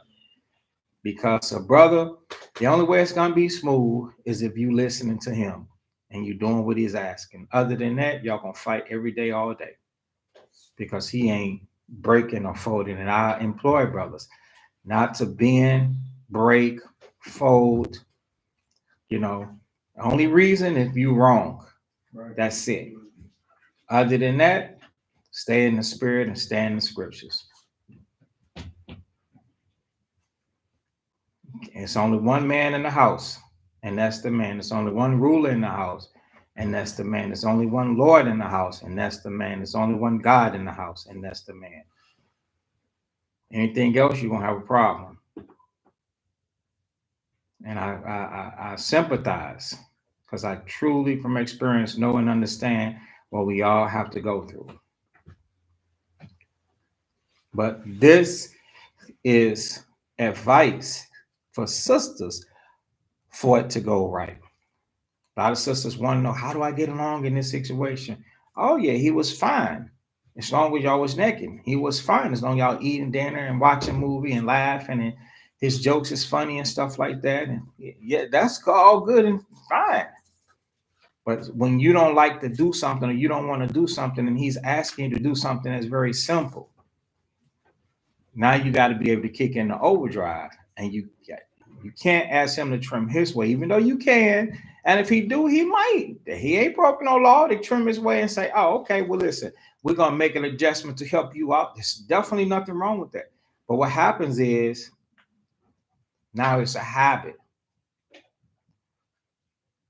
And he's not right because he's demanding you to produce at a certain expectation. Now he's wrong. Let's go ahead, man. You know. Verse 4. And Esther answered, if it seem good unto the king, let the king and Haman come this day unto the banquet that I have prepared for him. Then the king said, cause Haman to make haste, that he may do as Esther had said. So she's smart. What is Esther doing? She's setting up these guys that's conspiring against Israel. Go ahead. So the king and Haman came to the banquet that Esther had prepared. And the king said unto Esther at the banquet of wine, what is thy petition? And it shall be granted thee. And what is thy request? Even to the half of the kingdom, it shall be performed. Then answered Esther and said, my petition and my request is, if I have found favor in the sight of the king, and if it please the king to grant my petition and to perform my request, let the king and Haman come to the banquet that I shall prepare for them. And I will do tomorrow as the king has said. Then went Haman forth that day joyful and with a glad heart. But when Haman saw Mordecai in the king's gate, that he stood not up, nor moved for him, he was full of indignation against Mordecai. Nevertheless, Haman refrained himself, and when he came home, he sent and called for his friends and Zeresh his wife. And Haman told them of the glory of his riches, and the multitude of his children, and all the things wherein the king had promoted him, and how he had advanced him above the princes and servants. And more, and tomorrow am I invited unto her also with the king. Yet all this availeth me nothing, so long as I see Mordecai the Jew sitting at the king's gate. So who's the bad guy? Corin, is it Ahasuerus or Hathach? I thought it was a law. That was, Haman, right? Haman. He's the bad guy. Okay. Go ahead. Verse 14. Then said Zeresh his wife and all his friends unto him, let a gallows be made of 50 cubits high, and tomorrow speak thou unto the king that Mordecai may be hanged thereon. Then go thou in merrily with the king unto the banquet. And the thing pleased Haman, and he caused the gallows to be made. Chapter 6 and 1. On that night could not the king sleep, and he commanded to bring the book of the records of the chronicles, and they were read before the king. And it was found written that Mordecai had told of Bigthana and Teresh to the king's chamber. So y'all know that the Most High has the ability to speak to people while they're on their bed. Mm-hmm. Right? Okay. Let me tell y'all this. Something just recently happened.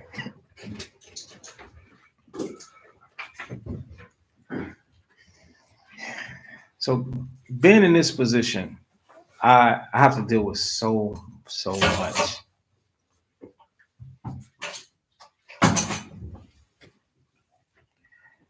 I have to bring so much into the Most High. Every soul, every person, every situation, every incident. It's a lot. And then my own self. It's a lot. So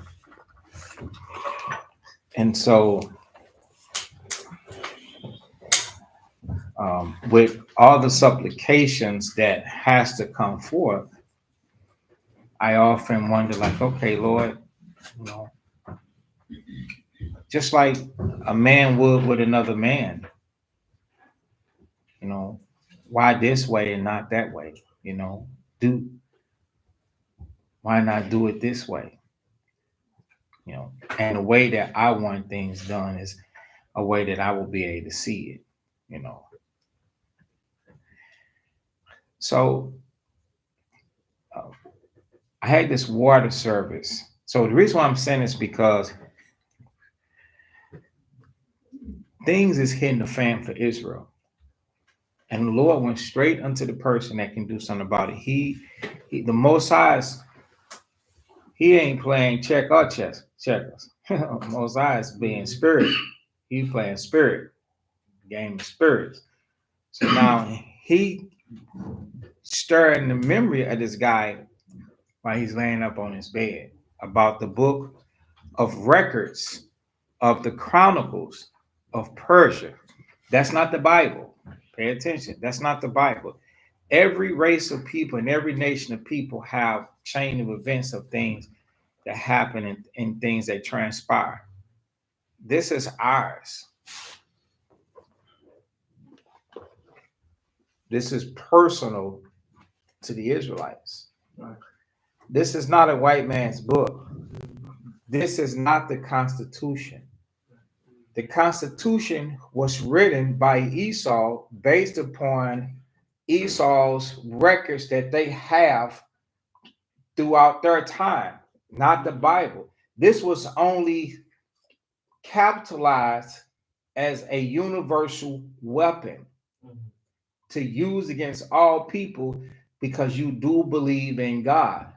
But as far as the records and the chronicles and those laws, those things state when to bust your head or when to hang you from a tree. You see, that's different. So because you believe in God Almighty, they use this as a universal tool to control people. But it happens to be something dear to us, our records. All right. So the Most High, being spiritual, is talking to this guy on his bed. So something happened to me the other night. I'm always talking to the Most High about different things. I'm like, Lord,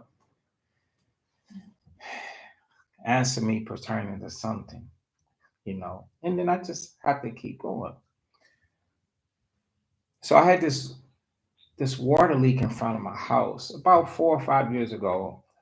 I have a plumber that I use, and he took the water service from at the curb and ran a copper line into the house. So that's brand new. You know, that costs a nice little piece, piece of money. The copper itself costs $1,000, and it's 20 feet, 25 feet. You know, so it's leaking water out in front of the house on the curb as if I washed the car. I'm like, I know I ain't washed no car. So I'm like, man, I know this guy ain't gonna try and charge me again. This is supposed to last a lifetime. You look all up and down the street, you don't see people's stuff leaking at the curb, and there's been out there for years. So I call him over. I say, I want to show you something. When I come, he calls. That's because the jobs that I have them, they're not $1,000 job, $100 job. These things be $5,000, $6,000, $7,000, $8,000. You know, so you go see a customer like that. So I used wisdom, didn't tell him what I want. As I say, come to my house.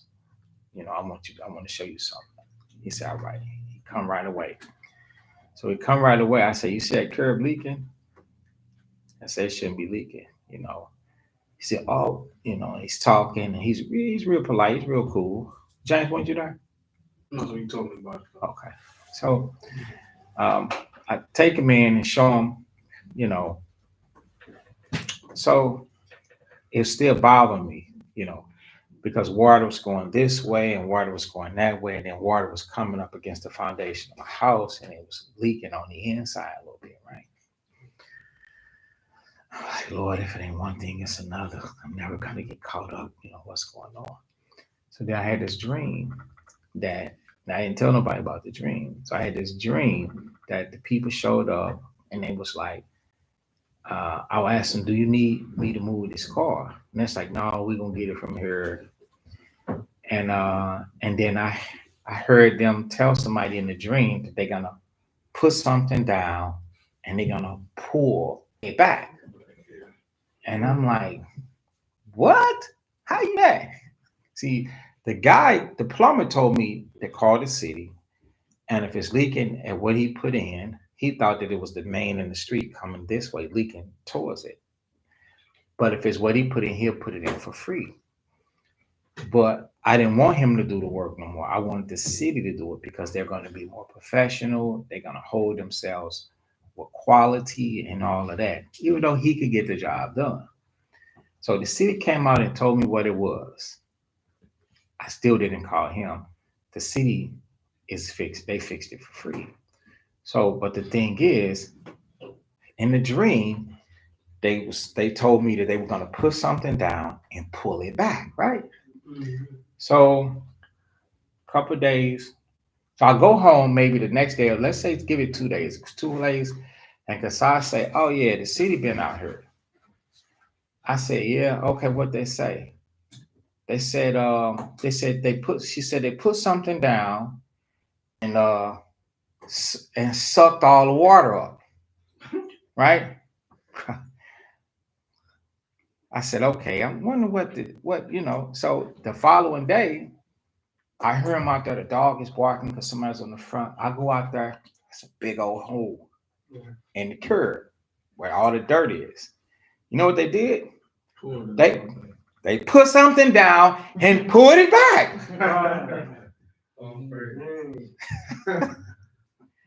I never told that. The Most High told me what they was gonna do while I was worrying, right? They're gonna put something down and put. They got a machine. Now you can say, how? Trust me, they got a machine. James told me. He saw. They got a machine. They'll drop it down on the grass and suck all that dirt. They pull all of their stuff all the way up and out to where it was clear. Then they put a pump down there to pump the water out. And I saw the guy standing in there reattaching a new little assembly valve, like, shut off valve up under your sink. It's a Ubiquino. Put a new valve on there and place that other one. But the dream was they're going to put something on there and pull it up. And he told me that when I'm laying on the bed. So the Most High, when this guy is laying on his bed and he couldn't sleep, maybe he woke up. Oh, he didn't sleep, but the Most High stirred and put it in his memory to start thinking about what he needs to think about, because the Most High is going to deliver Israel and he's going to bring Mordecai into glory. So if the Most High wants to bring somebody into glory, bring you into glory, he knows how to visit them, stir their mind, and have them to do what they need to do. Let's not panic. Let's not fret, but let's be patient until it's our turn or our time. And when things don't go our way, stand still and stand down and be patient and find something else to get yourself into, opposed to worrying about the thing that the Lord have not moved as of yet, right? Okay, go ahead. So we're reading about the book of Esther, about Purim. Sleep. And he commanded to bring the book of records of the chronicles, and they were read before the king. And it was found written that Mordecai had told of Bigthana and Teresh, two of the king's chamberlains, the keepers of the door, who sought to lay hand on the king Ahasuerus. And the king said, what honor and dignity has been done to Mordecai for this? Then said the king's servants that ministered unto him, there is nothing done for him. And the king said, who is in the court? Now Haman was come into the outward court of the king's house to speak unto the king to hang Mordecai on the gallows that he had prepared for him.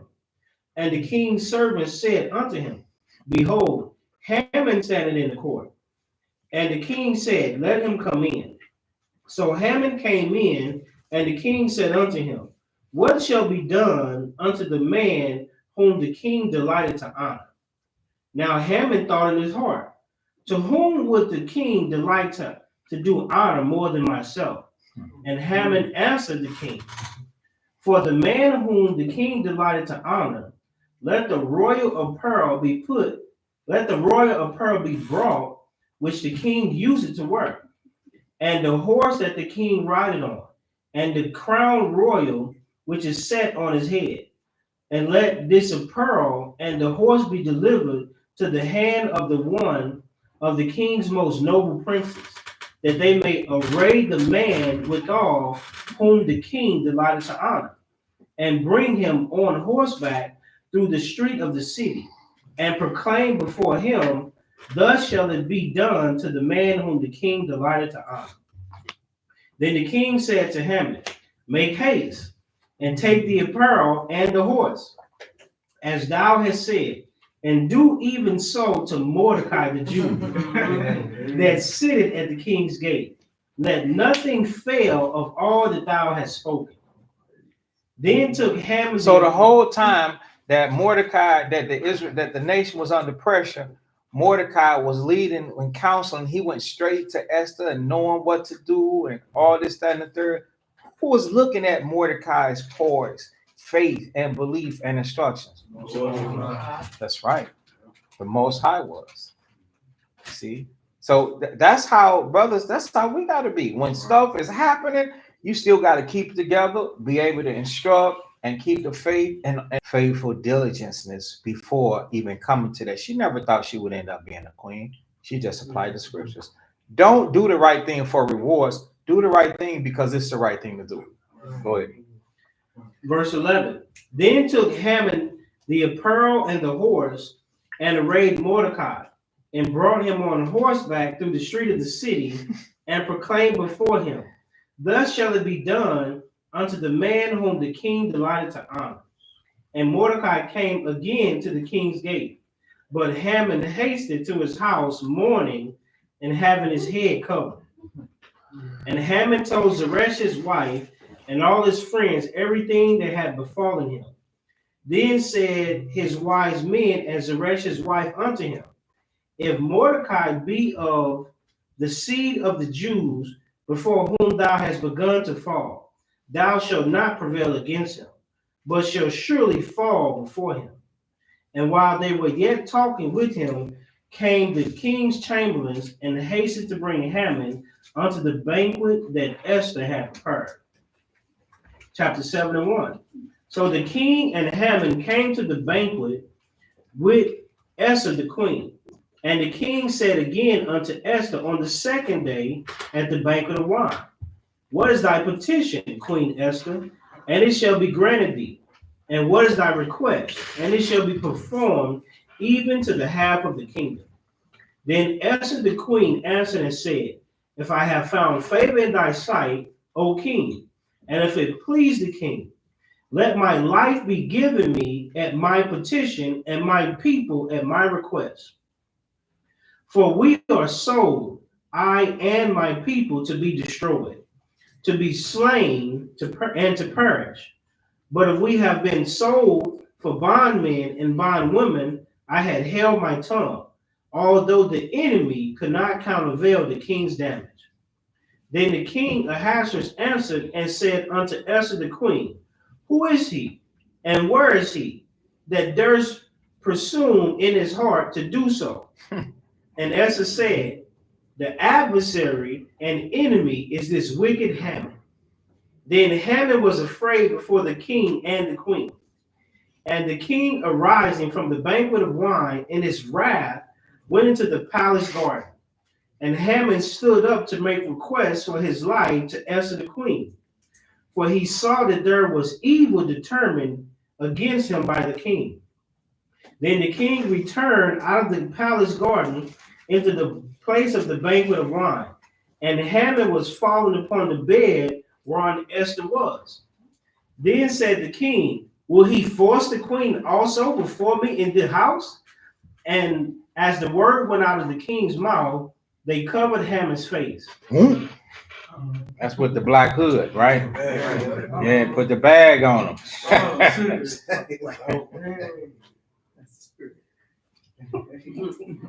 Ah, man.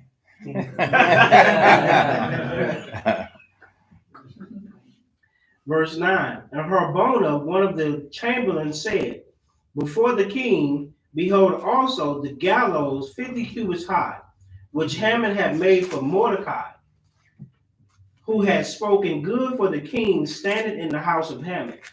Then the king said, hang him thereon. So they hanged Haman on the gallows that he had prepared for Mordecai. Then was the king's wrath pacified. Chapter 81. On that day did the king Ahasuerus give the house of Haman, the Jews' enemy, unto Esther the queen. And Mordecai came before the king, for Esther had told what he was unto her. And the king took off his ring, which he had taken from Haman, and gave it unto Mordecai.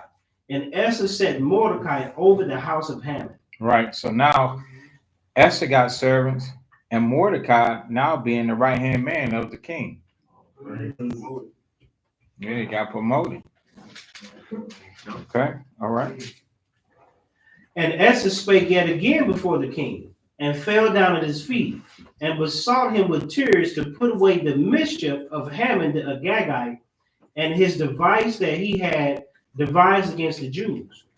Then the king held out the golden scepter toward Esther.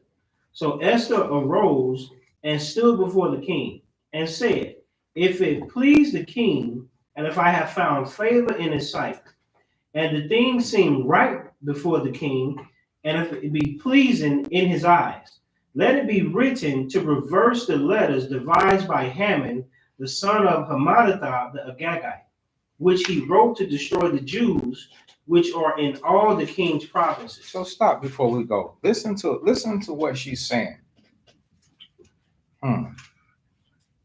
So you know that at this point, this is his wife. Listen to her words. If it please the king, if I have found favor in his sight, in your sight, if it please you, if I found favor in your sight, and the things seem right before you. Because remember, she's got, I'm sure, we all sure she got her own mind, her own understanding, right? And if it be pleasing in your eyes, let it be written to reverse it.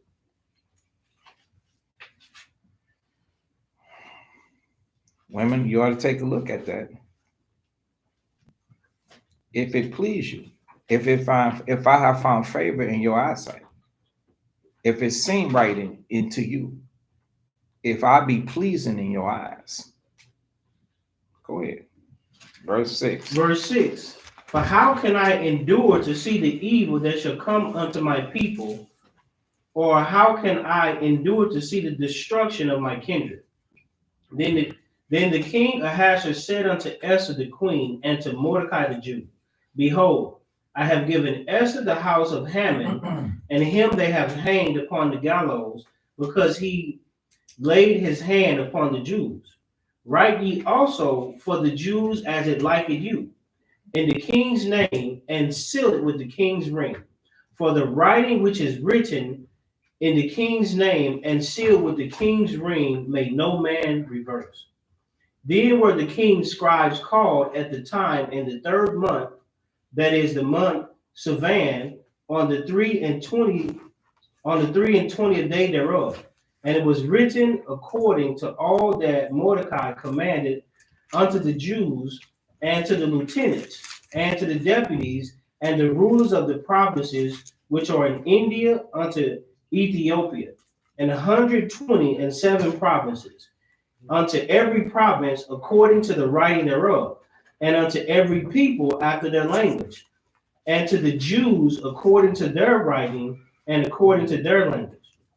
And he wrote in the king Ahasuerus' name, and sealed it with the king's ring, and sent letters by post on horseback, and riders on mules, camels, and young dromedaries, wherein the king granted the Jews which are in every city to gather themselves together, and to stand for their life, to destroy, to slay, and to cause to perish all the power of the people and province that would assault them, both little ones and women, and to take the spoil of them for a prey. Upon one day in all the provinces of King Ahasuerus, namely upon the 13th day of the 12th month, which is the month of Adar. The copy of the writing for a commandment to be given in every province was published unto all people, and that the Jews should be ready against the day to avenge themselves of their enemies. So the posts that rode upon mules and camels went out, being hastened and pressed on by the king's commandment. And a decree was given at Shushan the palace. And Mordecai went out from the presence of the king in royal apparel of blue and white, and with the great crown of gold, and with the garment of fine linen and purple. And the city of Shushan rejoiced and was glad. The Jews had light and gladness and joy and honor.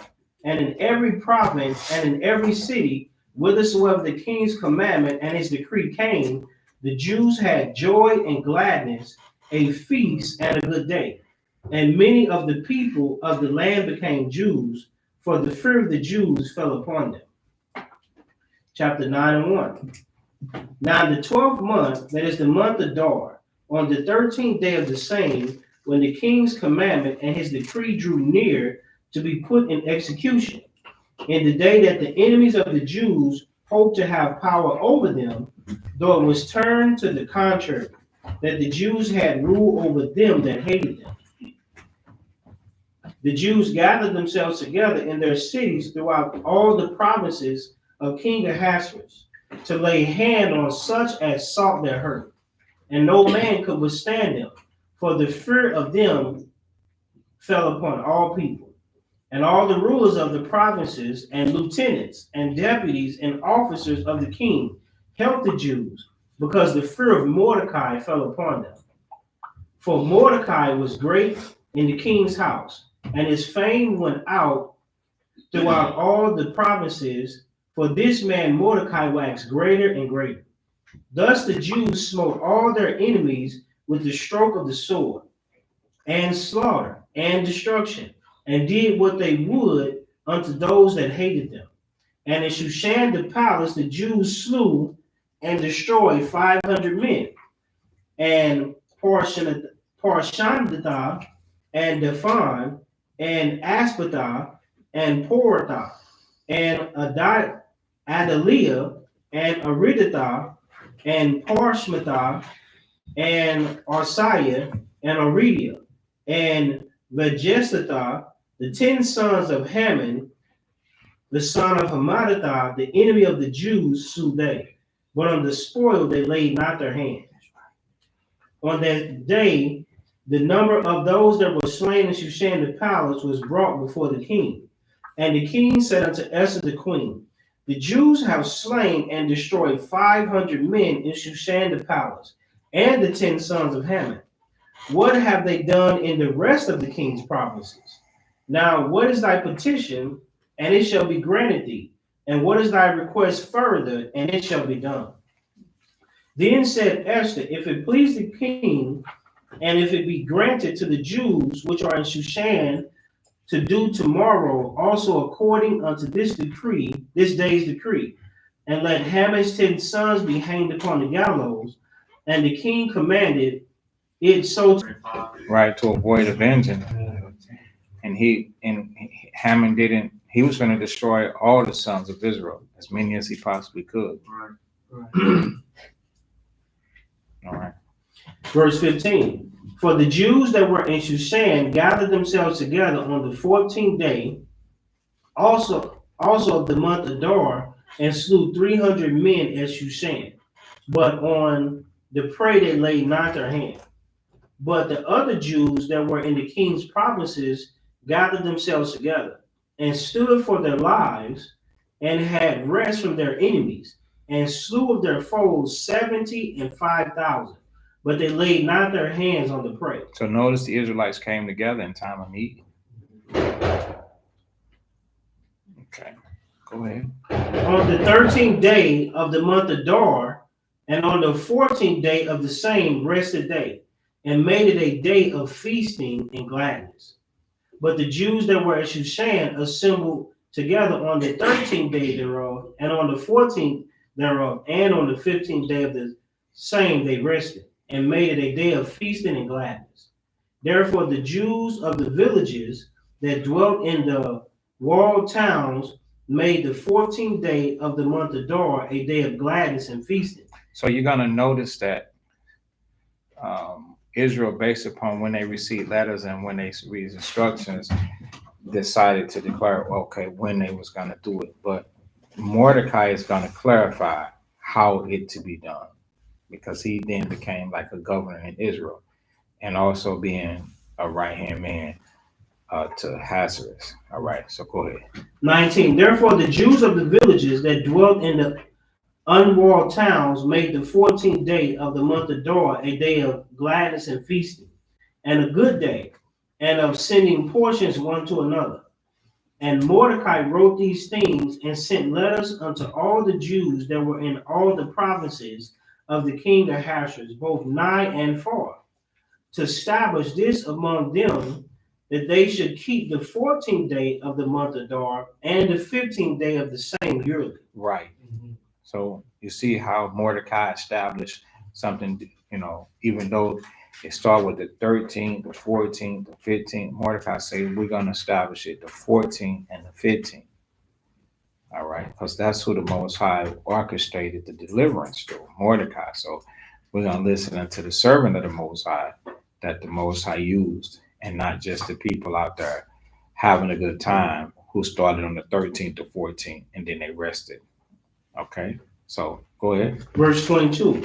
As the days were in, the Jews rested from their enemies, and the month which was turned unto them from sorrow to joy, and from mourning unto a good day, that they should make them days of feasting and joy, and of sending portions one to another, and gifts to the poor. And the Jews undertook to do as they had begun, and Mordecai had written unto them.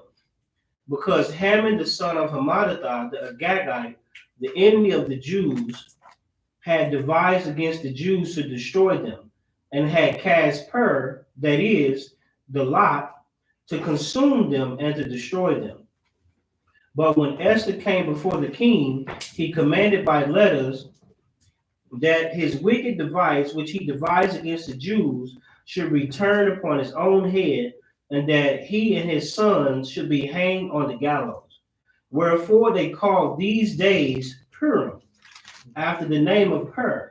Therefore, for all the words of this letter, and of that which they had seen concerning this matter, and which had came unto them, the Jews ordained and took upon them, and upon their seed, and upon all such as had joined themselves unto them, so as it should not fail, that they would keep these 2 days according to their writing, and according to their appointed time yearly, and that these days should be remembered and kept throughout every generation, every family, every province, and every city, and that these days of Purim should not fail from among the Jews, nor the memorial of them perish from their seed. Right. So should our family at home be keeping Purim?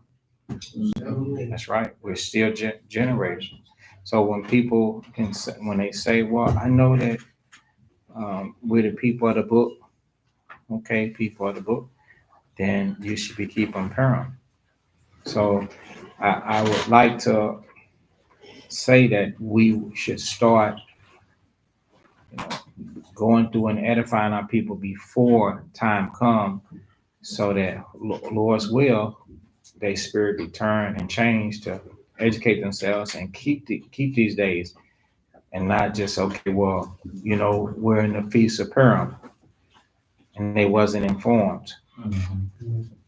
But when we are dealing with our people, teach them law, statutes, and commandments, and all repentance, baptism, and then start teaching them about the high holy days that's in the scriptures too, and not just wait to shoot them down because they keeping something that's strange and something that's false and things that are in front. Like brothers teaching them about this and teaching them about Passover. It's not too late to start teaching people about the Passover and going through the scriptures with them. When I was a lot younger, I should really sit down and go over with anybody that crossed my path, teaching them about stuff like that. The Passover before it came, things like that. Explain it to them, asking them, do you want to be right with the Lord? Do you want to do what the Bible says? Look, this is what it says, you know? And so show them the difference between what they doing and what the scriptures say. And then let the Most High do the work. Remember, he knows how to visit people, get into their mind, stir their memory, whether it's on bed or whether they just sitting up meditating deep in thought. And then the Most High will bring into mind, oh, that guy that taught that book, chapter, and verse, the guy that told me about the Passover. And see, now he's trying to regurgitate and spit it out to somebody else. See, it's right here. You never know the memory that he will have pertaining unto it, and then come back looking for you, asking for more. So we need to have that in a priority to where we can start teaching our people these high holy days of the Most High and stop letting them fail. And then when we're doing it, we say, yeah, man, bro, we're in the new moon now. New moon. They're like, what is that, man? So we brothers get what I'm saying? Yes, sir. So the people that y'all running into out there, yeah, don't just give them some salt, give them sugar. All right? Yes, sir. Right. Give them the glory of the Most High too. Most High Yahweh Shah. Teach them about that. And they'll be grateful and praise the Most High that you enlighten them to it. If you need some people are visual learners, you can go to the sites and show them pictures, videos of some of the stuff we be doing and all of that. Men, women, and children. They have a place for their wives to come, sisters, mothers, their children, and things like that to keep the feast days. Instead of doing it wrong, keeping things that, promoted our genocide. I was looking at the biography of Frederick Douglass last night a little bit. And I say that brother was a very eloquent speaker and very smart man. And so they tried to beat that out of him and break him, but it didn't happen. Frederick went on to be some kind of preacher and teach his people the best that he possibly could. And he was teaching. He was a reader during times when other people wouldn't mind it. He was reaching out to people. So we just want to keep that in mind. We want to use that strength that you got to educate your people. You never know who they're gonna develop into to be. See, I grew up with a group of brothers, and ain't none of them around, but they didn't. I'm sure they didn't know at the time, nor could they have foreseen what spirit would jump in me and what I would develop to be. All they had to do was do what they did, and the Most High did the rest. So I'm encouraging brothers to do what you got to do. And some of you, I hope for all of you, turn out, to be great in spirit and truth, word, doctrines, laborers, sufferings, and all of that. And then produce great brothers just like you are. But if you have a problem with suffering, you ain't gonna make it. You gotta be, the grief is gonna be an acquaintance. Many sufferings, that's gonna be there. But stay faithful, understand the scriptures and live through it and teach through it. Because help other people to understand the stuff that they go through and to turn them away from sin, because idolatrous feasts, that's what those holidays are. Idolatrous feasts formulated by the nations. Teach them to turn away from that by talking to them and sitting down, finding the time to go through the scriptures with them. As long as, you got the blessing from the Most High in Christ, and then we hear, see it, then nobody is hindering or stopping you from doing something like that. Sitting there talking to brothers and sisters about what they should be doing. That's how you build your people. They don't always have to follow you. They don't have to follow you here. They don't have to follow you home, but just they need to take what you give them, take them home. Because this is a beautiful thing, Purim. Next week, Lord's will, we celebrate Purim together. It's going to be epic, man. It's mind blowing, a beautiful occasion. And our people, the husbands, wives, all the children, they miss out on that. And the only person that gets something out of it, they don't even get hope out of it. Tell me an American holiday that gives hope. Something you can look forward to. There ain't none. There's no redemption. There's no better day. It's just the moment. You love in the moment. You see? But this gives us what type of hope? Purim. Give me some examples of the hope Purim can give to somebody. Deliverance from the enemy, from a threat. That's right. Deliverance from the enemy, from a threat. You see that? Then you can line that up with the scriptures. So many lessons we go over. Right? Second Ezra 16. We don't got to go there, but yeah, they threatening us. The Most High said He gonna deliver us and guide us. That's what He did to them. Okay, Valentine's Day, they just passed. What hope is that? Nothing. All right, Siobhan, you had something? He said it. Okay. Well, let's move forward. We're almost done. Go ahead. Verse 29. Then Esther the queen, the daughter of Abiel, and Mordecai the Jew wrote with all authority to confirm this second letter of Purim. And he sent the letters unto all the Jews to the 127 provinces of the kingdom of Ahasuerus with words of peace and truth, to confirm these days of Purim in their times appointed, according as Mordecai the Jew and Esther the queen had enjoined them, and as they had decreed for themselves and for their seed, the matters of the fasting and their cry, and the decree of Esther confirmed these matters of Purim, and it was written in the book. Mm-hmm. 10:1, and King Ahasuerus laid a tribute upon the land and upon the isles of the sea, and all the acts of his power and of his might, and of the declaration of the greatness of Mordecai, whereunto the king advanced him, are they not written in the book of the chronicles of the kings of Media and Persia?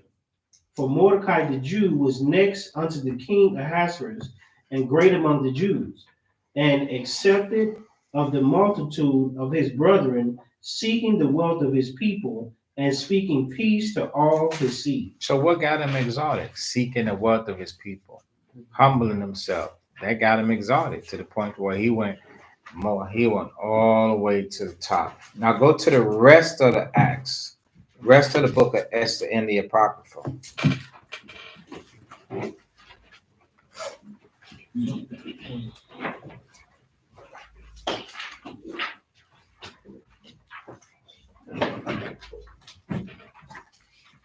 You gonna break? Somebody else want to read?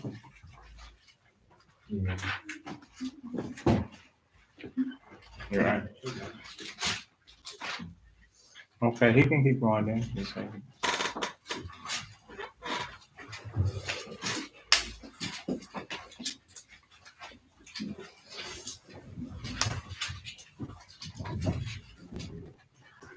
So this is Esther, further in the rest of the books of Esther, further on in chapter 10. It says, Then Mordecai said, God hath done these things. For I remember a dream which I saw concerning these matters, and nothing thereof hath failed. So the Lord, that's what we just talked about, right? Okay, go ahead. Right, so real quick, and to add to that, so this right here is a good point that Mordecai confirmed that who was doing this. Because I heard once somebody say that we don't have to keep Purim because it's not one of the feasts in Leviticus 23. So here this is, if somebody ever come to you with that, here it is, you can prove and show that Mordecai is saying that the Most High put this in place. So Purim is also supposed to be kept along with all the other feast days. So with verse 6, it says, a little fountain became a river, and there was light, and the sun, and much water. This river is Esther, whom the king married and made queen.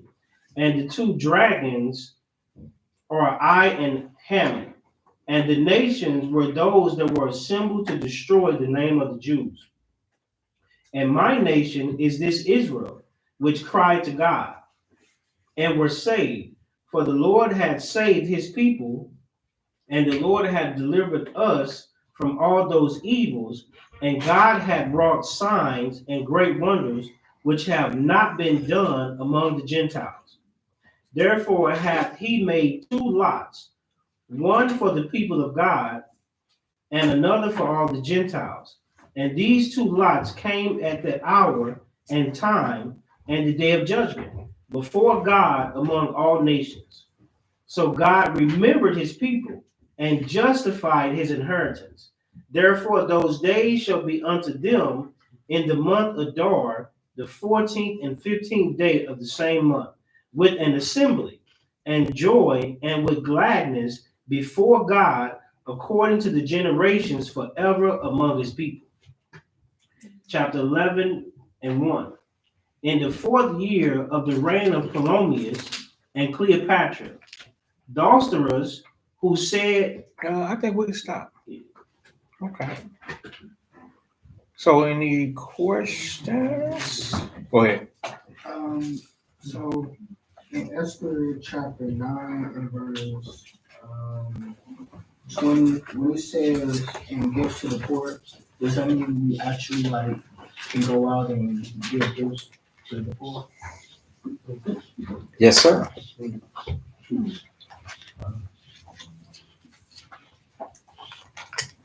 It actually does.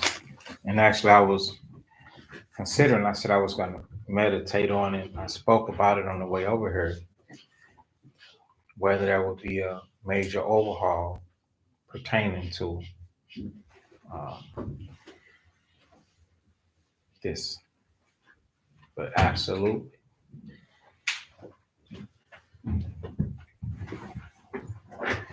Okay. Any other questions?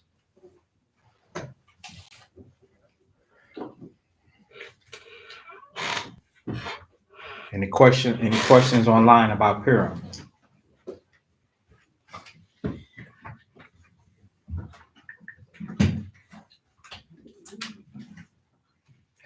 So those of you,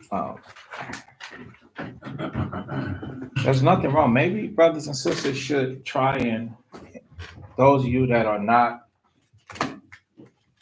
well, even I guess even if you were in an assembly, you should maybe try and invite your family over to keep the feast with you. I guess you're looking at your glasses. Yeah, that's what this one is. But these days, let's get a precept pertaining to that.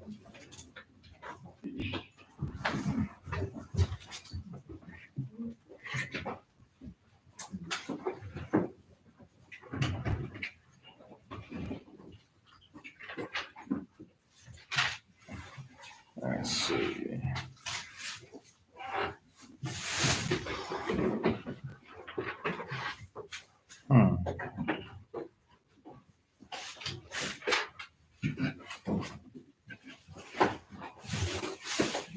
Christ taught the parable about going out and get the just and the unjust.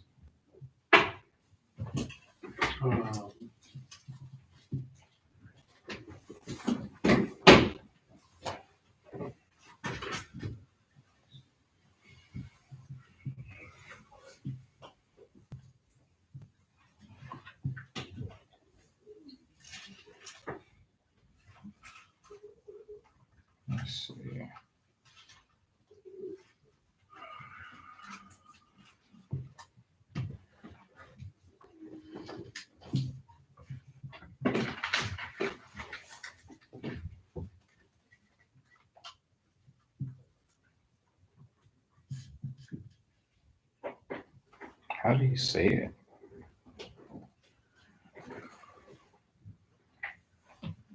Talking about Matthew 22.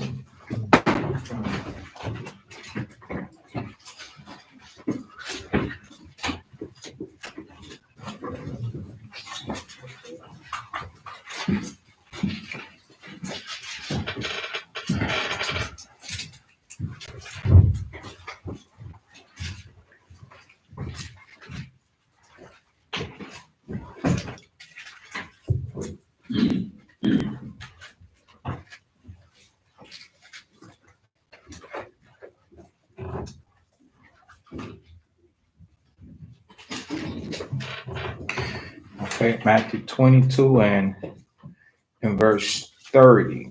So there are other precepts that kind of tell us about eating and letting just brothers and sisters eat and drink with you, and nobody wants to just feast with bad people. They doing the wrong thing. So that I'm not talking about that. I'm saying people that you pour into book, chapter, and verse. They like a lot of you fellowshipping, you know, uh, by yourself. Be mindful of just dragging anybody into the feast. You don't want to drag the spot here. They coming just for food. It's nothing else you can get. Nothing else you can say to them. Mhm. Okay, they not trying to hear it. Leave them. That do we understand the difference? Oh yeah, come on, eat. No, they ain't thinking about nothing. They ain't trying to hear no scriptures or nothing.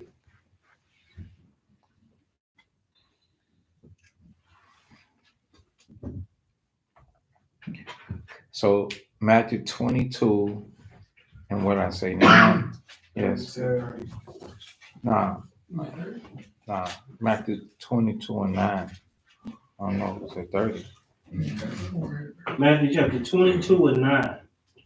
Go ye therefore into the highways, and as many as ye shall find, be it to the marriage. So those servants went out into the highways and gathered together all as many as they found, both bad and good. And the wedding was furnished with guests. And when the king came in to see the guests, he saw their man. Let's Verse see. 10. Okay. So 9 and 10. Yeah, the servants went into the highways and gathered together as many as they found, both good and bad. All right. So there's among some people that we can invite, some good ones, some bad ones. You know. I remember one year I think it was Purim, right? Mhm. Everybody invited somebody. Had parents come in, parents, grandparents, aunties, and whoever. We invited them. They came in, hoping that we could light a spark. Okay. So just do the best that you can with dealing with your people, trying to educate them and stuff like that. So that's it. I don't got too much more to say on it, but especially those of you at home and you by yourself, you're talking to your peoples about the scripts. Talk to them about the high holy days too, and read with them, and maybe have they can help you cook the food or something. Get a sense of it. Okay, so I guess since there's no questions, that's it.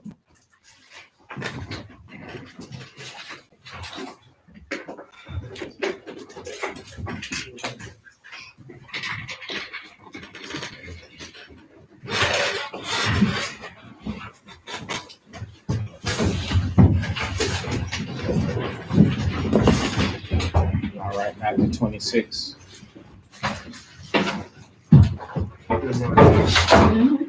Book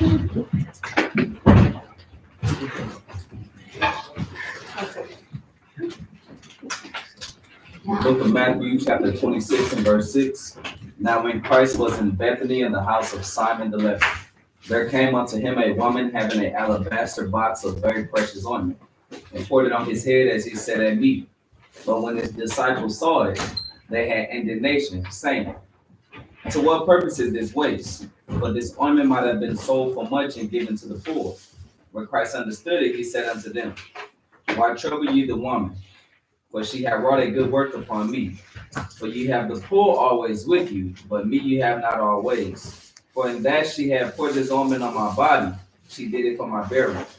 Verily I say unto you, wheresoever this gospel shall be preached in the whole world, there shall also this that this woman had done be told for memorial of her.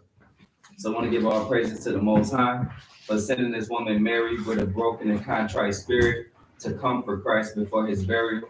And the Lord said, wheresoever this gospel shall be preached in the whole world, this too that this woman have done be told for memorial of her. 1 Corinthians chapter 11 and verse 23, the Lord's communion.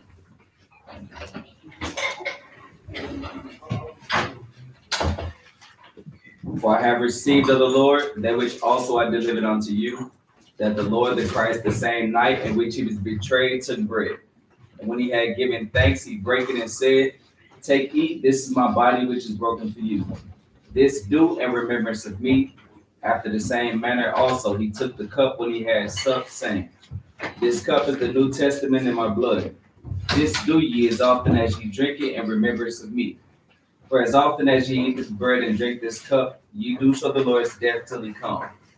Wherefore, whosoever shall eat this bread and drink this cup of the Lord unworthily shall be guilty of the body and blood of the Lord. But let a man examine himself, and so let him eat of that bread and drink of that cup. For he that eateth and drinketh unworthily eateth and drinketh damnation to himself, not discerning the Lord's body. For this cause many are weak and sickly among you, and many sleep. For if we would judge ourselves, we should not be judged. But when we are judged, we are chastened of the Lord, that we should not be condemned with the world.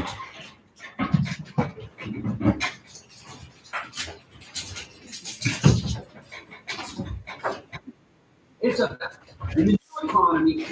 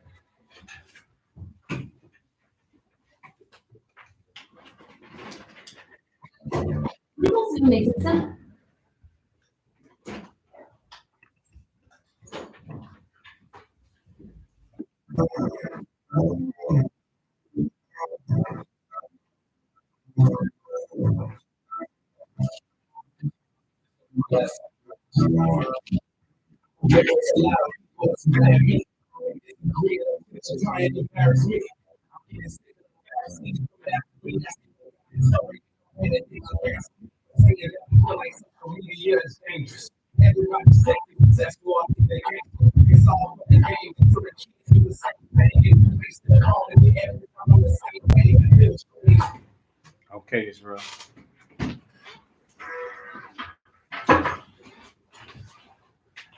All right. Most high in the name of Christ. Thank you for the food, drink, amen. All right. This is body for you. All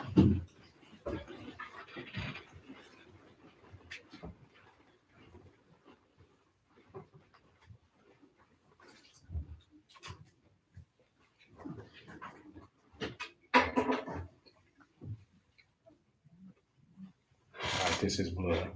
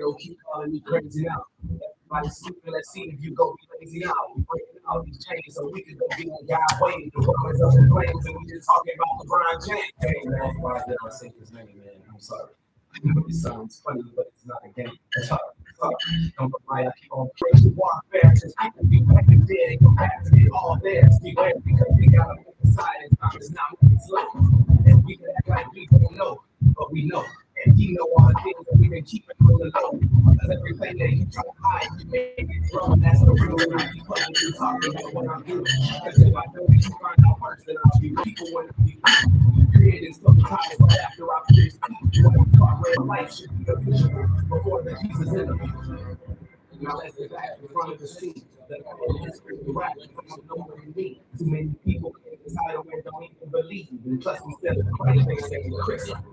You know, expect all those quote unquote Christians to really get that.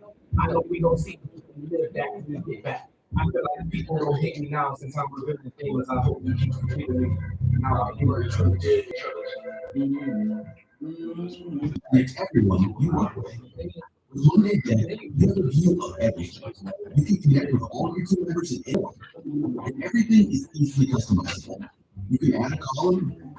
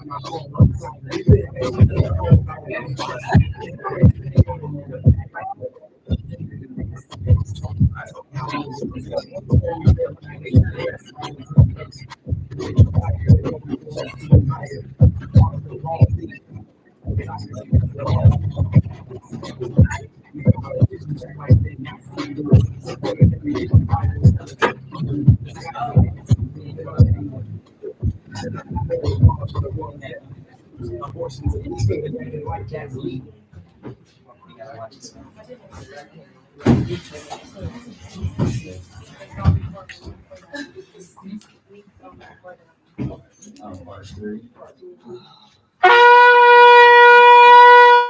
Okay, Israel. If every man was just like me, what kind of sanctuary would this be? The Lord's Prayer, Matthew 6 and 9. Our Father which art in heaven, hallowed be thy name, thy kingdom come, thy will be done in earth as it is in heaven. Give us this day our daily bread and forgive us our debts as we forgive our debt to us. And lead us not into temptation, but deliver us from the laborer's prayer, Luke 10 and 2. Therefore said he unto them, the harvest truly is great, but the labors are few. Pray therefore the Lord of the harvest that he will send forth labors into his harvest. Bless you, Most High, King of heaven and earth, and all things, Most High, in the name of the Christ. Send more disciples and teachers to your harvest to gather your people Israel.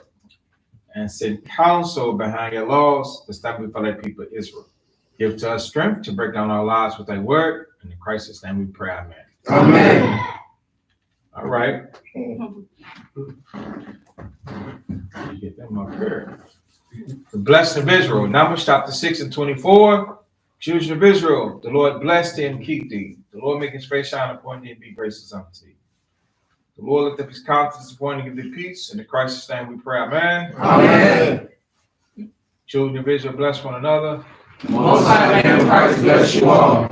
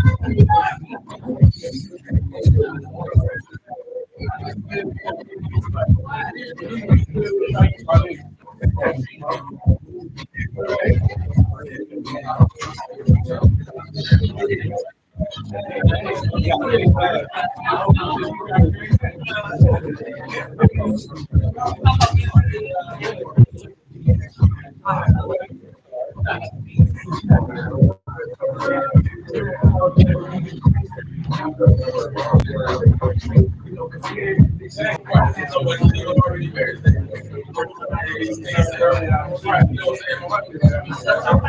Israelites unite. What time press? All right, Israelites unite.